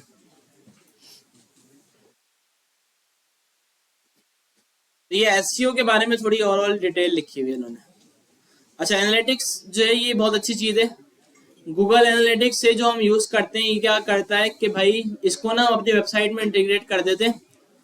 हमारी वेबसाइट पे जितने विजिटर्स आ रहे हैं वो सब बताता है कि भाई इतने आए आज, 1 घंटे में इतने आए, 1 मिनट में इतना आए, अभी इस टाइम पे एट अ टाइम इतने यूजर आपकी वेबसाइट पे एक्टिव है, इतने यूजर आपकी वेबसाइट के इस पेज पे आए, इतने इस पेज पे आए, कितनी देर यूजर आपकी वेबसाइट पे रहे हैं, कौन सी कंट्री से आए, कौन सी सिटी से आए, कौन से डिवाइस से आए, ठीक है, कौन से ब्राउजर से आए। तो ये सारी डिटेल आपको गूगल एनालिटिक्स बताता है और ये भी फ्री है। ठीक है, गूगल एनालिटिक्स पे आप जाएंगे, वहां पे अकाउंट बनाएंगे, वो आपको एक कोड देगा छोटा सा और वो बोलेगा इसको अपनी वेबसाइट के हेड में जाके कॉपी पेस्ट कर दो बस, और अपनी वेबसाइट लाइव कर दो। तो जैसे ही उसको मिल जाएगा वो कोड आपकी वेबसाइट में, तो वो आपको डेटा दिखाना शुरू कर देगा। बस सिंपल ये होता है इसका। तो ये हम लगाते हैं वेबसाइट ट्रैकिंग के लिए ना, बहुत अच्छा है कि भाई हमने जैसे जैसे ये स्पॉन्सर्ड वाले थे, इन्होंने गूगल को पैसे दे दिए कि भाई हमें स्पॉन्सर्ड दिखाओ। अब इनको पता भी तो चलना चाहिए ना कि स्पॉन्सर्ड तो कर दिया, लेकिन यूजर आ रहे हैं या नहीं आ रहे। कभी यूजर ही नहीं आ रहे हो, तो ये ट्रैक करते हैं गूगल एनालिटिक्स वगैरह से कि कितने यूजर आ रहे हैं। अच्छा, इसके अलावा भी ना अब तो काफी सारे टूल आ गए, जिससे ना आप देखते हैं कि भाई आपने बात की कि यार मैं तो आईफोन लूंगा, तो फिर ऐड आया था आईफोन का, ये लो भाई ले लो। ठीक है, तो इस तरह की काफी सारी चीजें आ गई हैं। तो इसी तरह आप लोग किसी भी प्लेटफॉर्म पे जाते हैं, फेसबुक पे जाते हैं, ऐड आ जाता है, अचानक पता चल जाता है कि भाई क्या आप लेना चाह रहे हैं, उसको सब पता होता है। तो इस तरह की चीजें आ गई हैं। और जो ये वेबसाइट वाले होते हैं ना, इनको भी पता चलता है कि भाई मैं आईफोन बेचता हूँ, और किसी ने आईफोन में अपना इंटरेस्ट शो किया और फेसबुक ने या गूगल ने उनको मेरा ऐड दिखाया, तो गूगल या फेसबुक मुझे भी बताएगा देखो ये बंदा ना इंटरेस्ट रख रहा था, इसको मैंने दिखा दिया। अब ये ले या ना ले वो आपके ऊपर है। ये सीन होता है। क्या कहना है? वो बंदे के ऊपर ना लेना लगेगा। हाँ, वो तो बंदे के ऊपर है, जाहिर सी बात है। लेकिन इसको बोलते हैं भाई लीड्स जनरेट करना, तो ये गूगल फेसबुक और सब ये करके देते हैं आपको ना।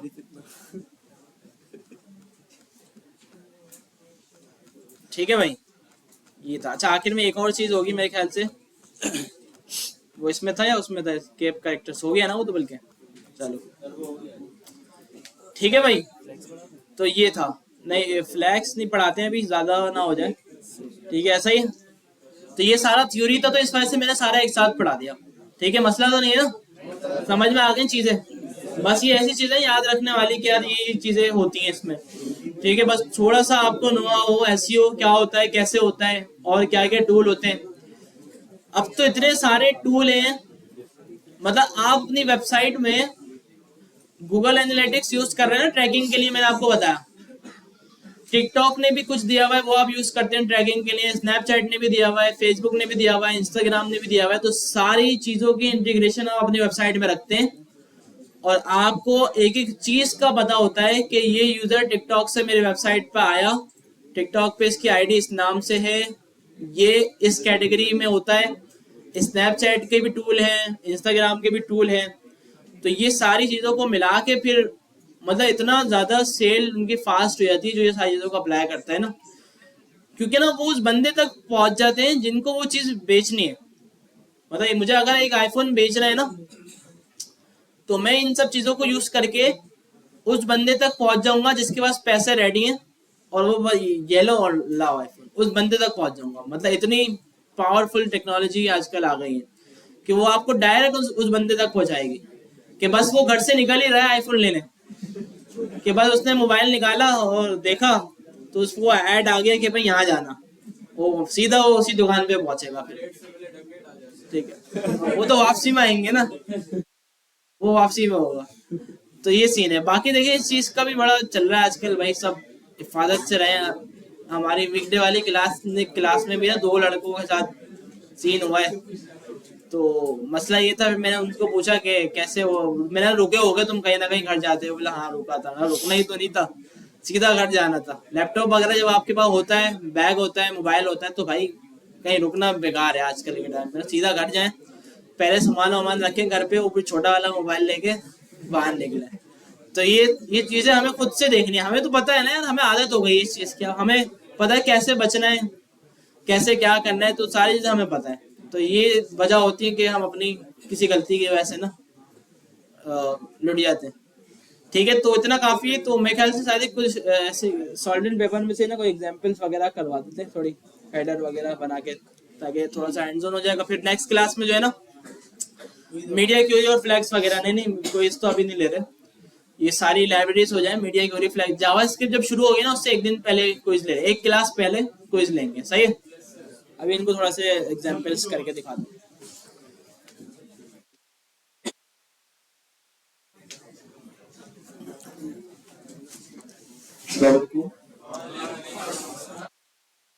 काफी मैसेजेस मेरे पास आए थे जो कह रहे कंफ्यूज हो रहे थे, फॉन्ट्स लगाना नहीं आ रहे थे।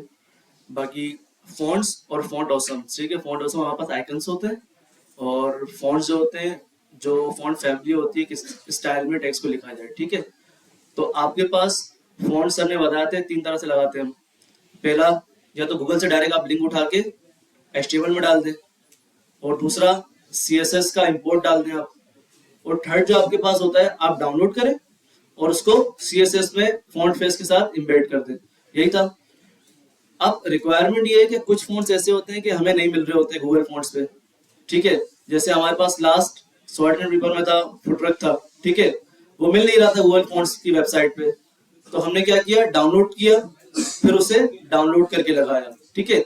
यहाँ तक। और सेकंड फॉर्म था हमारे पास एप्रिको था, ऐसा कोई फॉन्ट था, ठीक है, वो भी गूगल फॉन्ट्स पे मौजूद नहीं था। तो हमने क्या किया था, डाउनलोड करके लगाया था। तो मोस्टली प्रोबेबली बंदों को कंफ्यूजन हो रही थी कि भाई किस तरह उस फॉन्ट्स को लगाएं, ठीक है। और सेकंड थिंग, फॉन्ट ऑसम, ठीक है। फॉन्ट ऑसम को आप विदाउट अकाउंट बनाए, ठीक है, एक लिंक आता है CDN, उसको आप हेड में डाल के भी इजीली उसको यूज कर सकते हैं, ठीक है। तो हम दोनों चीजें भी करके देखते हैं, देन हम हेडर की तरफ आते हैं। एक्सरसाइज करवा दो पहले, एक्टिव हो यार कोई सो तो नहीं रहा, एक्सरसाइज करते हैं, चलें। 10 9 8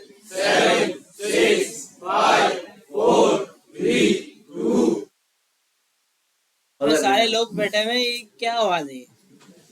भाई सही से आवाज आनी चाहिए, सब दोबारा।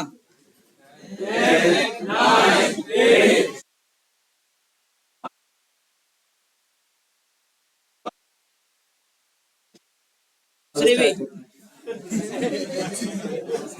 स्टार्ट भाई, हंसो ना। हंसो। नींद किस किस को आ रही है? हाथ उठाए, मुंह धो के आए, जल्दी आए, शाबाश। उठ जाओ उठ जाओ उठ जाओ, जिसको नींद आ रही मुंह धो के आओ, जल्दी जल्दी।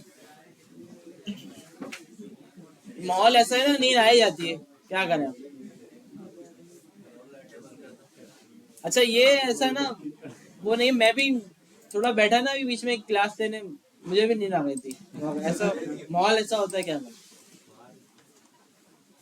अच्छा तो देखिए, यहाँ पर मैं एक डिव बना लेता हूँ, ठीक है।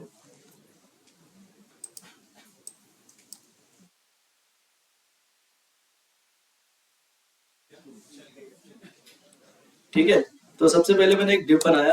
डिव के अंदर मैंने फॉन्ट ऑसम सबसे पहले हमने लगाने फॉन्ट ऑसम, ठीक है। तो फॉर एग्जांपल मैं एक बटन बना लेता हूँ, ठीक है।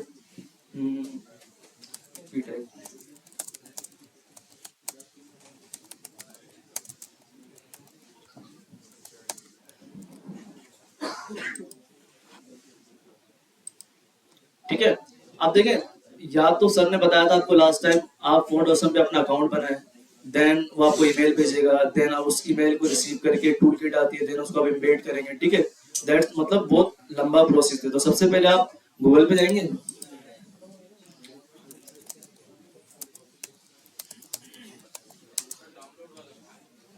ये ज्यादा इजी है, ठीक है, काम दोनों सेम ही कर रहे हैं, तो आप वो प्रोसेस या करें जो इजीली हो, आप अंडरस्टैंडेबल हो, ठीक है। अब फॉन्ट ऑसम लाइब्रेरी आ रही है, ठीक है। अब फर्स्ट आपके पास लिंक आ रहा है CDN, आपने इस पे क्लिक करना है।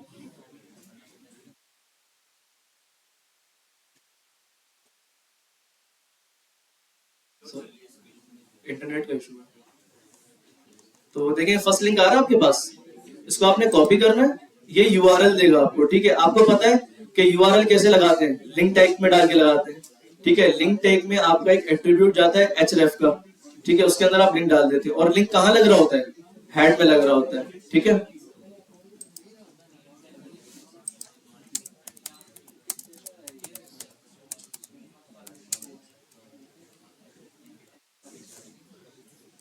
ठीक है, ये लिंक लग गया, मतलब हमने फॉन्ट ऑसम के जितने भी फ्री वर्जन के आइकन से हमने रिसीव कर लिए, ठीक है।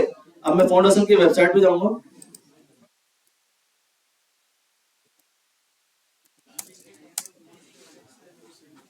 ये फॉन्ट ऑसम की वेबसाइट आपके पास आ गई, ठीक है।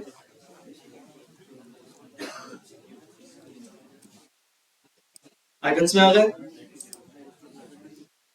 यहाँ पर मैं कोई भी आइकन लिख देता हूँ, फेसबुक,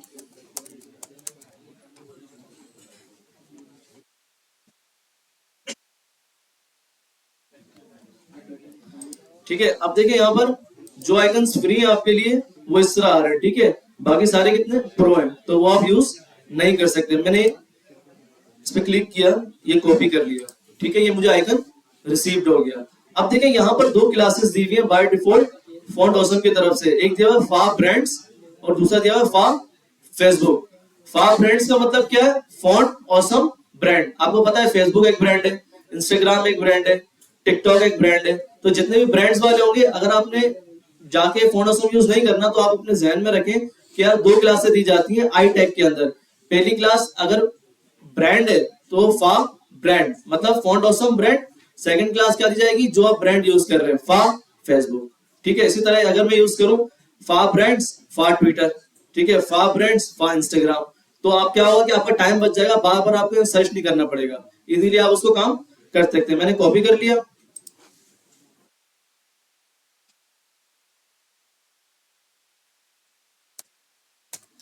मैंने तो कॉपी पेस्ट कर दिया, ठीक है। अब हम आते हैं जरा,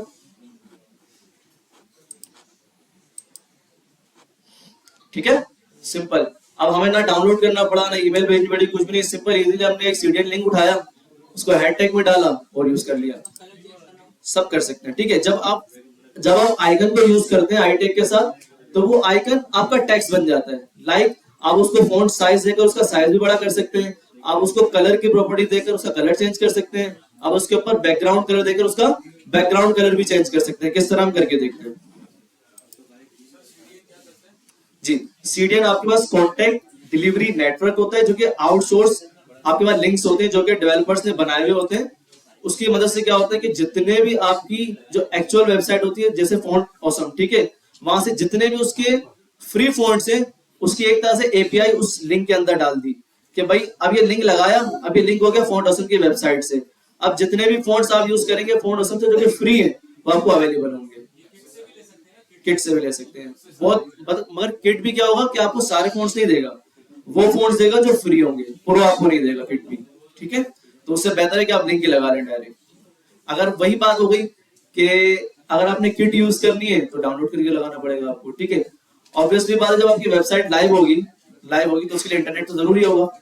अगर आप डाउनलोड करके भी लगाते हैं किट से, तो वो आप अपने पास लोकल पे देख सकते हैं, बट वो वेबसाइट तो ग्लोबली होगी, हर कोई देख रहा होगा, तो इट्स बेटर है कि आप लिंक लगा लें, और ये बिल्कुल लाइट है, ठीक है।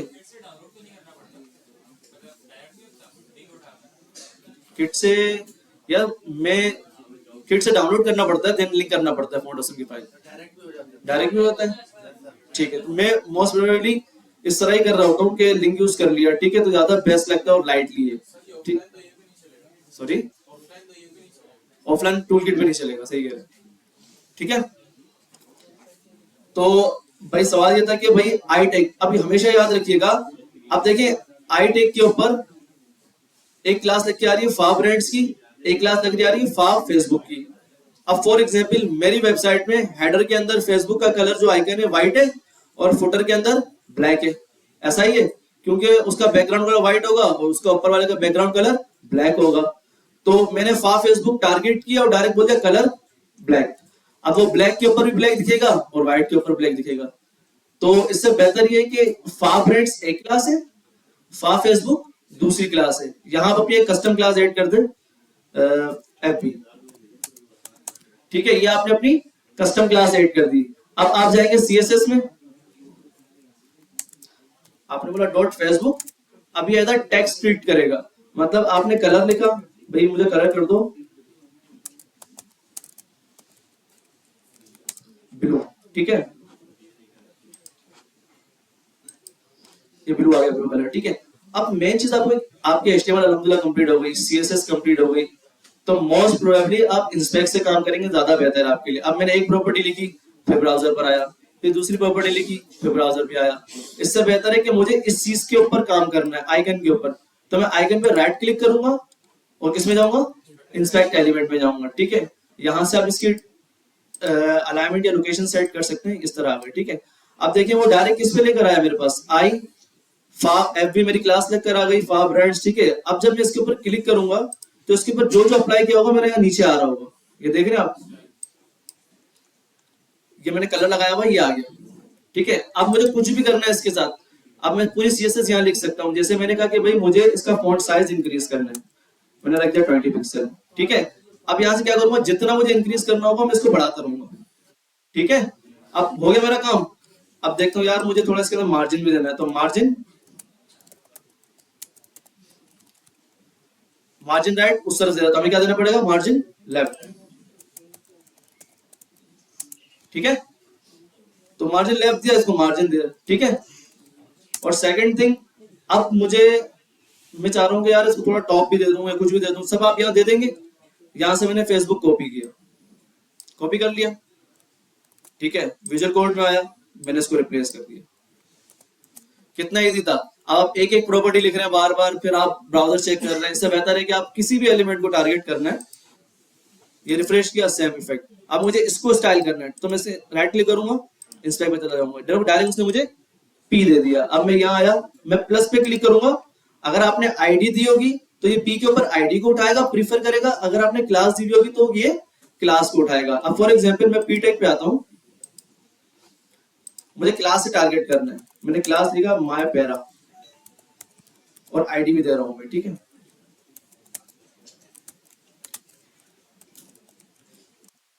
ठीक है, मैंने आईडी भी दे दी, मैंने क्लास भी दे दी। अब मैं रिफ्रेश करूंगा तो अगर आप देखें मेरे पास आईडी भी लगकर आ गई और क्लास भी लगकर आ गई। अब मैं अगर प्लस पे क्लिक करता हूं तो वो प्रेफर, ठीक है। तो मैं इसको कैंसिल करूंगा और मैं लिखूंगा डा माय पैरा, ठीक है। मैंने अपनी क्लास को टारगेट कर लिया क्योंकि आईडी यूनिक होती है, ठीक है। और अगर मुझे एक और पैराग्राफ पे सेम स्टाइलिंग करनी है तो मैं सिंपल माय पैरा को दूसरे पैराग्राफ पे क्लास डाल दूंगा, ठीक है, ठीक है। अब मुझे इसको स्टाइलिंग करनी है, कलर रेड, ठीक है। फॉन्ट साइज 40 पिक्सल, ठीक है। और फॉन्ट वेट मतलब कितना इसको मुझे बोल्ड करना है, तो मैंने फॉन्ट वेट दे दिया। अगर मुझे सबको कैपिटल करना है तो हमारे पास एक प्रॉपर्टी होती है टेक्स्ट डेकोरेशन, अपर केस, ठीक है, सॉरी टेक्स्ट ट्रांसफॉर्म, ठीक है। टेक्स्ट ट्रांसफॉर्म मतलब टेक्स्ट को किस तरह ट्रांसफॉर्म करना है आपने, upper case, lower case, capitalise, जो आपने करना हो, ठीक है। मैं कह रहा हूं मुझे कैपिटलाइज करना है तो उसने कैपिटलाइज कर दिया, सिंपल। आपने क्लास समेत इसको उठा लिया, आप यहां पर आए और यहाँ पे आपने पेस्ट कर दिया, ठीक है। तो ये ज्यादा बेटर अप्रोच है, ठीक है। और आगे जाके प्रोफेशनल लाइफ में आपको यही करना है, ठीक है। और सेकंड थिंग, मोस्ट प्रोबेबली मैंने स्टूडेंट्स को देखा है कि अगर मेरा डिव है, ठीक है, उसको मुझे सेंटर में करना, उसका जो अंदर कंटेंट है लाइक फॉर्म है, कुछ भी है, तो काफी कंफ्यूज हो रहे होते हैं। कोई मार्जिन लेफ्ट दे रहा होता है, कोई मार्जिन राइट दे रहा होता है परसेंटेज में कि यार सेंटर में आ जाए कुछ भी करके, ठीक है। तो इसकी बेटर अप्रोच ये है कि मैं आपको करके दिखा देता हूँ। इसी को करते हैं, ठीक है। ये हमारा जो डिव है इसको मैं क्लास दे देता हूँ कंटेंट। और हमेशा याद रखें जब भी कोई वेबसाइट आप बनाएं, ठीक है, जैसे सॉल्ट एंड पेपर आपने बनाई, अगर आपने सेक्शन बनाया कार्ड्स का और उसके ऊपर बेनिफिट्स लिखा हुआ है, तो आपकी जो डिव की क्लास होगी ना वो होगी बेनिफिट्स। क्यों? वो डिनोट कर रही होगी कि यार ये बेनिफिट्स है। क्यों? उसको भाई अगर कोई दूसरा बंदा आपका कोड देखता है और वेबसाइट को देखता है, यार हाँ ठीक है ये बेनिफिट्स है, आपने उसका नाम रख दिया पैरा 2, पैरा 1, पैरा 3, इस तरह ना यूज किया करें।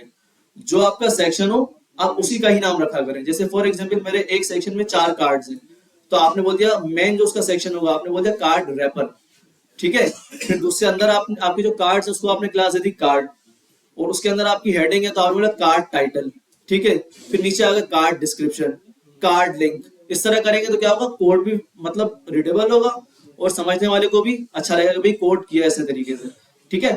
तो हम कंटेंट हमने क्लास डाल दी, मैंने रिफ्रेश किया, ठीक है। तो देखिए कंटेंट क्लास तक करा गई।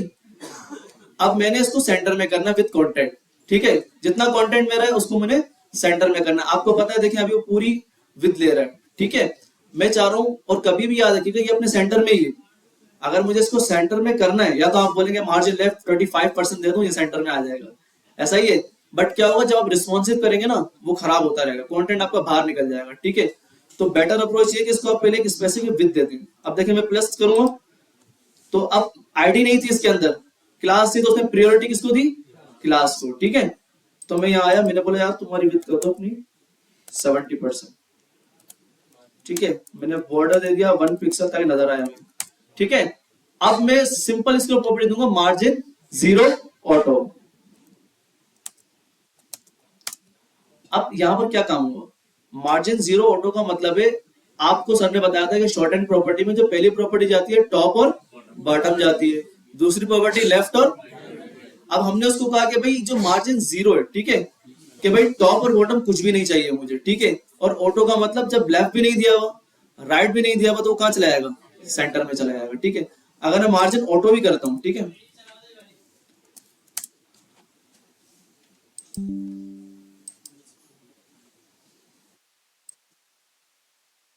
ठीक?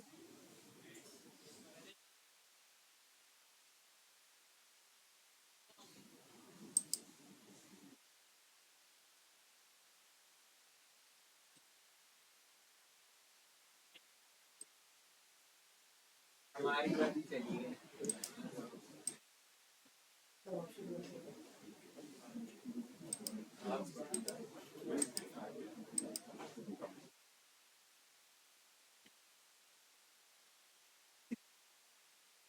ठीक है, तो अब मैंने क्या किया, कंटेंट मार्जिन ऑटो भी कर दिया, तो उसने क्या, ना उसने टॉप दिया हुआ है, ना बॉटम दिया हुआ है, ना लेफ्ट दिया हुआ है, ना राइट दिया हुआ है, उसने बोला यार तुमने कुछ भी नहीं दिया तो सेंटर हो गया, तो क्या हो गया, वो सेंटर हो गया, ठीक है। अगर मैं चाहता हूँ यार टॉप से थोड़ा और नीचे आ जाइए, तो जो आपने मार्जिन दिया था इसके बाद आप कहते हैं भाई 30 पिक्सल, ठीक है, जितना आपने इसको देना हो कि भाई और नीचे आ जाओ, ठीक है, तो आपने इसको क्या कॉपी किया,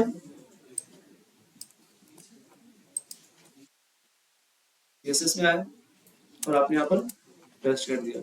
फिर से बता रहा हूँ, ठीक है जी, टेक्स्ट अलाइन सेंटर सिंपल, आप इस डिफ के अंदर जाएं और इसको बोलेंगे भाई टेक्स्ट अलाइन सेंटर, तो जितना भी टेक्स्ट होगा उसके अंदर सेंटर में हो जाएगा। अगर आप चाहते हैं स्पेसिफिक चीज को करना है तो उसको आप क्लास से आईडी देकर टेक्स्ट अलाइन सेंटर करते हैं। वर्टिकली वो अनदर मेथड्स हैं, ठीक है, वो जब आप, चले मैं उससे करके दिखाता हूँ, पोजीशन से करके दिखाता हूँ, ठीक है। फ्लेक्स नहीं पढ़ा आपने अभी, मैं फ्लेक्स से करके दिखाता, सिर्फ 3 प्रॉपर्टीज लगती है, display flex, justify content center, align item center, height 100 ph, तो वो सेंटर में हो जाता है, बट आपने अभी तक फ्लेक्स नहीं पढ़ा तो ऊपर से जाएगा, ठीक है। वर्टिकली आपको बाद में बता देंगे, सर ही बता देंगे आपको, ठीक है, कि वर्टिकली किस तरह सेंटर करते हैं। तो बाकी फॉन्ट्स देख लेते हैं कि हम फॉन्ट्स किस तरह डाउनलोड लगाते हैं, ठीक है। अब समझे मेरे पास फॉन्ट्स दिए हुए, ठीक है, मैं डाउनलोड नहीं कर रहा, मेरे पास फॉन्ट्स दिए हुए, ठीक है, मैं सबसे पहले @ यूज करूंगा, ठीक है, और फॉन्ट फेस यूज कर लूंगा। अब यहाँ पर क्या हो रहा है कि फॉन्ट फैमिली का नाम दूंगा और सेकंड उसका लिंक दूंगा कि भाई कहां से लिंक करना है। अगर मेरे एसेट्स में रखा हुआ होगा तो डॉट/, ठीक है, अभी मेरे डायरेक्टरी में कुछ रखा हुआ नहीं तो कुछ भी नहीं आ रहा मेरे पास, ठीक है, सिर्फ HTML और CSS ही आ रहे हैं, तो जहां मेरा फॉन्ट्स होगा वहां लिंक करूंगा इसको और यहां पर मैं उसका नाम लिख दूंगा कि भाई माय फॉन्ट्स, ठीक है, और जहां मुझे फॉन्ट्स को यूज करना होगा मैं फॉन्ट फैमिली यूज कर लूंगा, सिंपल यही है, ठीक है। अब एक और चीज में फंस रहे थे, मैंने देखा था कि भाई अगर मुझे आमने सामने दिखाना है दोनों को, ठीक है, और मुझे टेबल यूज नहीं करना, सर ने आपको डिस्प्ले इनलाइन प्रॉपर्टी पढ़ाई थी, ठीक है, हम वो करके देख लेते हैं। जी जी वही कर रहे हैं। डिव ये मेरा होगा हेडर, तो मैंने क्लास रख दिया हेडर, ठीक है, ये मेरा क्या है, हेडर है। अब मैं आया डिव, ये मेरा लोगो हो गया। अब देखिए मैं शॉर्ट हैंड बता रहा हूँ, यहाँ पहले आप डिव बनाते हैं, ठीक है, फिर अंदर जाके आप इसको क्लास देते हैं, इस तरह ही करते हैं। तो बेटर इजी और बेटर ये है कि भाई आप डिव करें, डॉट लगाएं और उसके आगे आप हेडर लिखते हैं। डॉट क्यों लगाया, कि वो क्लास को डिनोट कर रही है। अगर आपको आईडी देनी हो तो डिव हैश और आपने लिख दिया लोगो, ठीक है। अगर आपने मतलब एक से ज्यादा डिव चाहिए, कुछ भी चाहिए, तो आपने डिव लिखा, मल्टीप्लाई किया, 10 कर दिया, तो 10 डिव आ गया आपके पास, ठीक है। मैं चाह रहा हूं कि मेरे जितने भी डिव हैं, ये जो डिव बने हुए हैं, इन सबके अंदर मैंने एक ही टेक्स्ट लिखना है, तो आपने क्या करना है, Ctrl+D, ठीक है, यहाँ पर आपने करना है Ctrl+D, डिव को पकड़ के डी डी डी डी, ये सिलेक्शन हो गया आपके, कंट्रोल जितने भी डिव है उनकी सिलेक्शन हो गया। अब आप अंदर आ जाए, यहाँ पर जो भी लिखना हो आपने आप लिख लें, ठीक है, सबके ऊपर सेम टेक्स्ट आ जाएगा, ठीक है, कि भाई डिव के अंदर सारा टेक्स्ट आ गया। तो Ctrl+D, फॉर एग्जाम्पल आपका टेबल बनाया आपने, ठीक है, और एक TR के अंदर बहुत सारे TD है, आप चाह रहे हैं सब टीडी पे सेम टेक्स्ट लिखना है मुझे, तो आप क्या करेंगे, टीआर पे क्लिक करेंगे, control D control D control D, तो जितने टीआर होंगे सेलेक्ट हो जाएंगे। फिर आप एरो से लेकर उसके अंदर उसको जो लिखना हो आप लिख सकते हैं। ठीक है, तो हम अपने मेन उस पे आते हैं। अब हमारा डिव लोगो हो गया, मेन हेडर, उसके अंदर एक डिव लोगो हो गया, और डिव इसको मैंने क्लास दी थी नेविगेशन। ठीक है, नेव लिख दिया मैंने।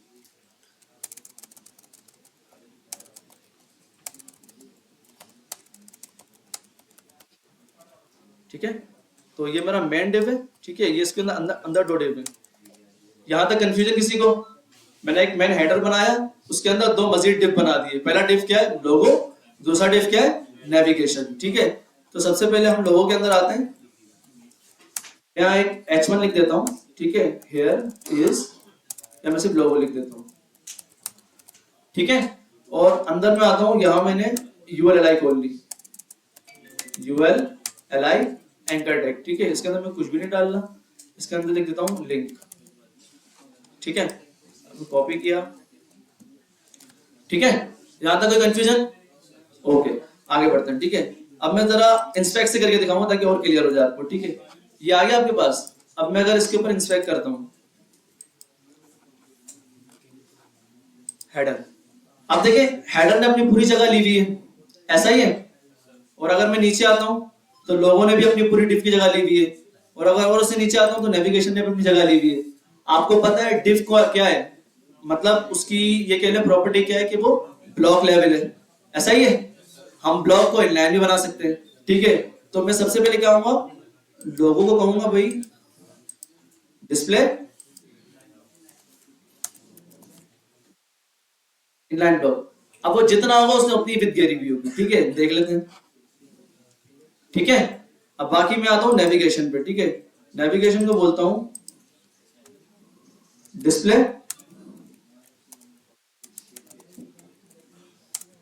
ठीक हो गया। अब क्या हुआ, उसने नेविगेशन के जितने लिंक्स थे, जो कि डिव हमारा नेव का था, पहले उसकी विड्थ ज्यादा थी। क्यों? क्योंकि वो ब्लॉक लेवल था, ऐसा ही है। हमने उसका लेवल चेंज करके क्या कर दिया, इनलाइन लेवल कर दिया, तो दोनों आमने सामने हो गए। अगर अब आप चाहते हैं कि भाई जो आपका हेडर है उसको आप 20% विड्थ दे दें, ठीक है, सेकंड जो आपका नेविगेशन है उसको आप 70% विड्थ दे दें, तो क्या होगा, नेविगेशन यहां हो जाएगा और आपका जो लोगो है वो यहां हो जाएगा। ऐसा ही है, करके देखते हैं हम। मैंने यहां पर स्टाइल शीट में आया, मैंने कहा भाई जो मेरा लोगो वाला डिव है जिसको मैंने क्लास दी थी, और मेरा जो नेव वाला है, हम इस तरह मल्टीपल दे सकते हैं सेम प्रॉपर्टी। मैंने बोला डिस्प्ले इनलाइन ब्लॉक। कोई कंफ्यूजन? मैंने लोगो को भी डिस्प्ले इनलाइन कर दिया और नेव को भी डिस्प्ले इनलाइन कर दिया। जी सॉरी, इनलाइन से नहीं होगा। वो इनलाइन का मतलब ये कंसीडर करेगा कि भाई सिर्फ लाइन में, ब्लॉक का मतलब उसको पता चलेगा कि भाई मैं पहले ब्लॉक था, अब इनलाइन ब्लॉक हो चुका हूं। ठीक है, तो हम देखते हैं लोगो क्लास दी थी, आईडी दी थी, वो क्लास दी। ठीक है, हम यहाँ आ गए, हमने रिफ्रेश कर दिया, सेम इफेक्ट है, कोई इफेक्ट नहीं आया। अब जरा आप देखें, लोगो को एक तो लोगो ने अपनी विड्थ दी हुई है और नेविगेशन ने अपनी विड्थ दी हुई है, तो मैं बोलता हूँ लोगो प्लस पे क्लिक किया, मैंने बोला यार लोगो तुम अपनी विड्थ ले लो 30%। ठीक है, मैंने इसको बॉर्डर लगा दिया फॉर एग्जाम्पल ताकि नजर आया हमें। ठीक है, इसने अपनी विड्थ ले ली। ठीक है, मैंने इसको कॉपी कर लिया,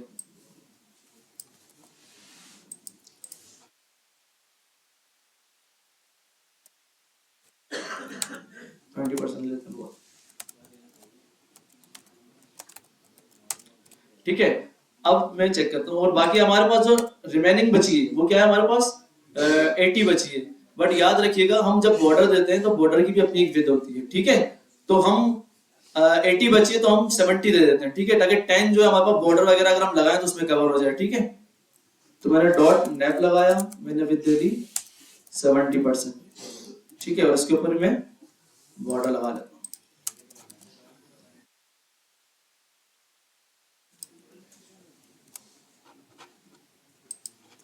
ठीक है, अब ये देखें आपके पास इस तरह आ रहा है। ठीक है, अब वो आपके पास लोगो क्यों नीचे गिर रहा है, क्योंकि वो एलिमेंट ज्यादा है, ऐसा ही है।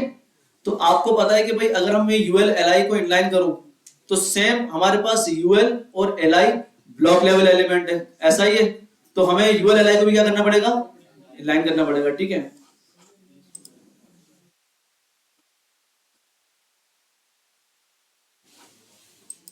मैं यहाँ आया, मैंने इसको बोला भाई जो मेरा नेविगेशन जो यूएल के अंदर जो एल है, ठीक है, इस तरह मैंने लिखा डॉट नेव यूएल और एल। इसका मतलब क्या है कि मैं नेव के अंदर मौजूद चाइल्ड यूएल और यूएल के अंदर मौजूद जितने भी एल चाइल्ड्स हैं उनको टारगेट कर रहा हूँ, ठीक है। तो मैंने प्रॉपर्टी तो लिखी हुई है, ठीक है, ठीक है। क्या किया उसने, अब उसकी हाइट भी सेम होगा। अब लोगों की क्यों ज्यादा है, क्योंकि लोगो बड़ा है, ठीक है। तो इस तरह आप इसको लोगों को छोटा करके हाइट भी दे सकते हैं। जिस तरह मैंने विड्थ दी, आप दोनों को एक स्पेसिफिक हाइट दे दें, ठीक है, कि भाई दोनों की हाइट ये होनी चाहिए। तो मैं यहां आया,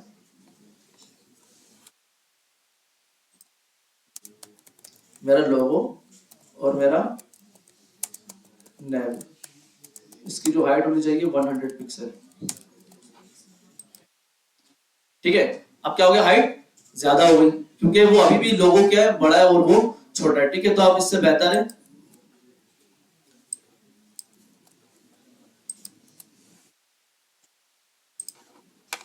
अगर मैं बॉर्डर हटा के देखता हूँ तो देखते हैं भाई इनलाइन आ रही है। मैंने बॉर्डर कमिट किया, इसको कमिट, ठीक है, ठीक है। अब मुझे लग रहा है इक्वल लग रहे हैं, ऐसा है, स्क्रीन पे रुक गई, ठीक है, ओके ओके। तो हमें अगर इसको स्टाइल करना है, ठीक है, ये देखें, ठीक है, अगर मुझे स्टाइल करना है एलाइज को तो सिंपल हमेशा याद रखिएगा, आप एडजेसेंट सेलेक्टर से ही करते हैं, ठीक है। एडजेसेंट सेलेक्टर क्या होता है, आपके पास जो भी जितने भी चाइल्ड होते हैं, फॉर एग्जांपल यूएल के अंदर जितने भी एलआई हैं, ठीक है, जब आपने एक्सटर्नल स्टाइल शीट नहीं सीखी थी तो उस वक्त आप क्या करते थे कि हर एलिमेंट के अंदर जाके आप स्टाइल करते थे स्टाइल टैग से। तो जब आपने एक्सटर्नल सीख ली तो आप सिंपल डायरेक्ट क्या करते हैं, टारगेट करते हैं एलिमेंट को एज अ एडजेसेंट सेलेक्टर, ठीक है। तो मैंने एलआई दिया हुआ है, मैंने कहा डॉट नेव के अंदर जो यूएल है, यूएल के अंदर जो एलआई है और एलआई के अंदर जो एंकर टैग है, ठीक है, उसको आप करते हैं कलर ब्लैक, ठीक है। अब आपको पता है जब एंकर टैग की बाय डिफॉल्ट प्रॉपर्टी होती है कि वो नीचे अपने अंडरलाइन ले रहा होता है, ठीक है। अंडरलाइन बाय डिफॉल्ट उसका एक फीचर है, तो हमें उसको अगर हटाना है तो हमारे पास एक प्रॉपर्टी होती है टेक्स्ट डेकोरेशन, ठीक है।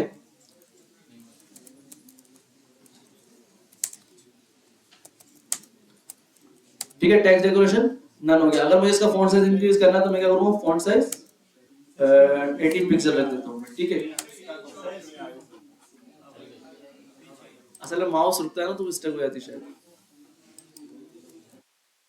ठीक है। अब इसके दरमियान आपने स्पेस देना है तो आप मार्जिन राइट दे देंगे, ठीक है। अगर आप मार्जिन लेफ्ट भी देते हैं तो वो लेफ्ट से आता रहेगा बट उस तरफ से भी आएगा, ठीक है।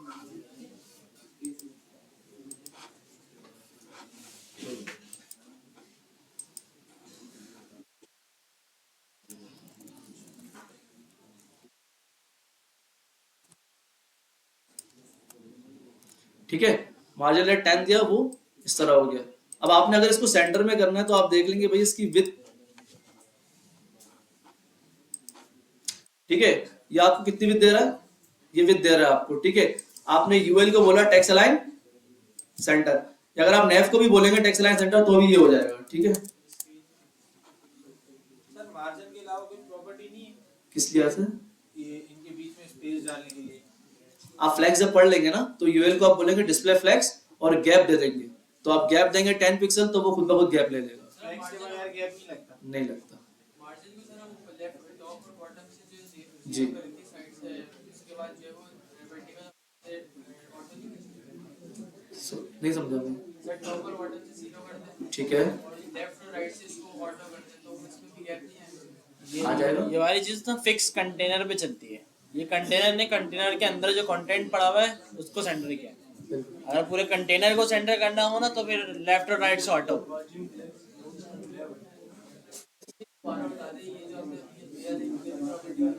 कौन सी, इसके अंदर या इसके अंदर, मार्जिन दिया हुआ ना इसके लिए। तो मार्जिन दिया है, मार्जिन दिया है ना। मार्जिन दिया हुआ है ना, लिंक के बीच में जो ये जो लिंक है दिन में दिया हुआ है, मार्जिन दिया हुआ है, सिंपल मार्जिन राइट दिया हुआ 10 पिक्सल, तो आप इसको बढ़ाकर कुछ भी कर सकते हैं आप, ठीक है। जब आप फ्लैग्स पढ़ लेंगे तो आप यूएल क्या है आपके पास, उसको डिस्प्ले फ्लैग्स बोलेंगे और गैप देंगे तो वो खुद ब खुद उसके अंदर जितने भी चाइल्ड रखे हुए हैं उनको गैप दे देगा, ठीक है। 10 पिक्सल दें, 20 पिक्सल दें। अब मार्जिन लेफ्ट राइट क्या करता है कि अगर आपके 4 एलिमेंट इस तरह लाइन में, ठीक है, आपने कहा मार्जिन राइट, तो वो उसको धकेलेगा, उसको धकेलेगा, उसको धकेलेगा, जो फर्स्ट एलिमेंट होगा उसको भी मार्जिन राइट लगेगा, ऐसा ही है। आगे वाले को तो लगाएगा मार्जिन राइट, वो पीछे वाले को भी लगाएगा, तो इससे क्या होगा कि आपकी जब आप रिस्पॉन्सिव कर रहे होगे तो वो यहाँ पर ऑलरेडी गैप आ रहा होगा। जब आप फ्लैक्स पढ़ लेंगे तो गैप यूज करें, गैप क्या करेगा, उसके सेंटर में गैप देता है, ठीक है। तो अब आप देखें, आपने सेंटर में कर लिया, अब आप इसको बोलें मार्जिन 0 ऑटो, ठीक है, इसको भी बोलते हैं मार्जिन 0 ऑटो, ठीक है। अब आप चाहे तो इसको पैडिंग देके आप इसको सेट कर सकते हैं, ठीक है। ये हेडर आ गया आपका, ठीक है। मैंने हेडर को कहा भाई पैडिंग, अब पहली जो प्रॉपर्टी है पैडिंग की, अगर मैं शॉर्ट हैंड दूं तो अगर मैं 20 पिक्सल दे रहा हूं, ठीक है, तो वो कहां आ रही है, टॉप और बॉटम आ रही है, ठीक है। अब मैंने बोला भाई लेफ्ट राइट 40 पिक्सल ले लो, ठीक है। अगर मजीद देनी है तो आप यहां से बढ़ा दें, ठीक है। मार्जिन यूज ना किया करें अगर आपने किसी भी एलिमेंट को मूव करना है, ठीक है, लेफ्ट टू राइट, ठीक है, टॉप टू बॉटम के लिए तो फिर भी ठीक है, ठीक है। लेफ्ट टू राइट मूव करना है तो मार्जिन लेफ्ट मार्जिन राइट का अवॉइड क्या करें, मैक्सिमम 10 to 20 पिक्सल इनफ होती है। आप परसेंटेज मार्जिन लेफ्ट को कभी भी यूज ना करें, वो क्या होगा कि आपकी रिस्पॉन्सिव खराब करेगी, ठीक है। पोजीशन यूज करें, आपको नीड जी, आपको अगर डिफ को सेंटर में करना है तो आपको सिंपल बताया मार्जिन 0 ऑटो करें, ठीक है, वो सेंटर में आ जाएगा। अगर आपने मिनिमम मतलब एलिमेंट्स के दरमियान थोड़ा सा डिफरेंस देना है तो मार्जिन राइट, जिस तरह मैंने लिंक्स को दिया, ठीक है, ऐसा नहीं कि पूरे डिफ्स को आपने यहाँ वहां करने के लिए आपने मार्जिन लेफ्ट उसको दे दिया, मार्जिन लेफ्ट उसको दे दिया, तो इससे आपका रिस्पॉन्सिव खराब हो जाएगा। सिंपल आप क्या करें, इनलाइन ब्लॉक करें, उसको विड्थ दे दें, उसको विड्थ दे दें, तो वो अपनी अपनी स्पेसिंग ले लेंगे, ठीक है।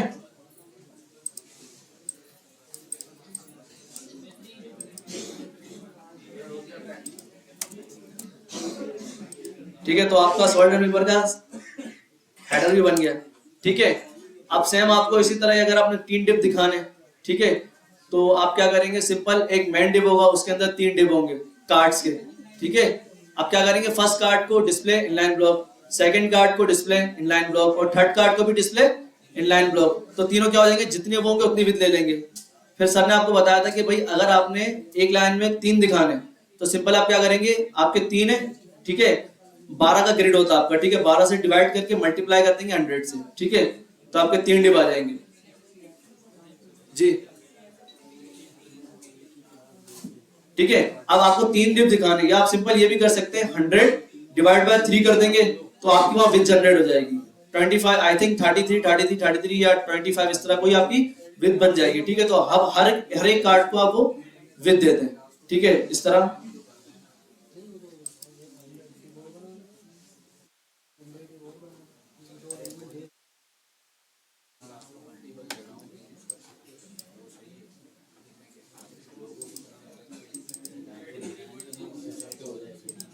अब ये देखें, मुझे एक, अब आपके पास जो पूरा कंटेनर और आपका जो ब्राउजर होता है वो होता है 100% पे, ऐसा ही है।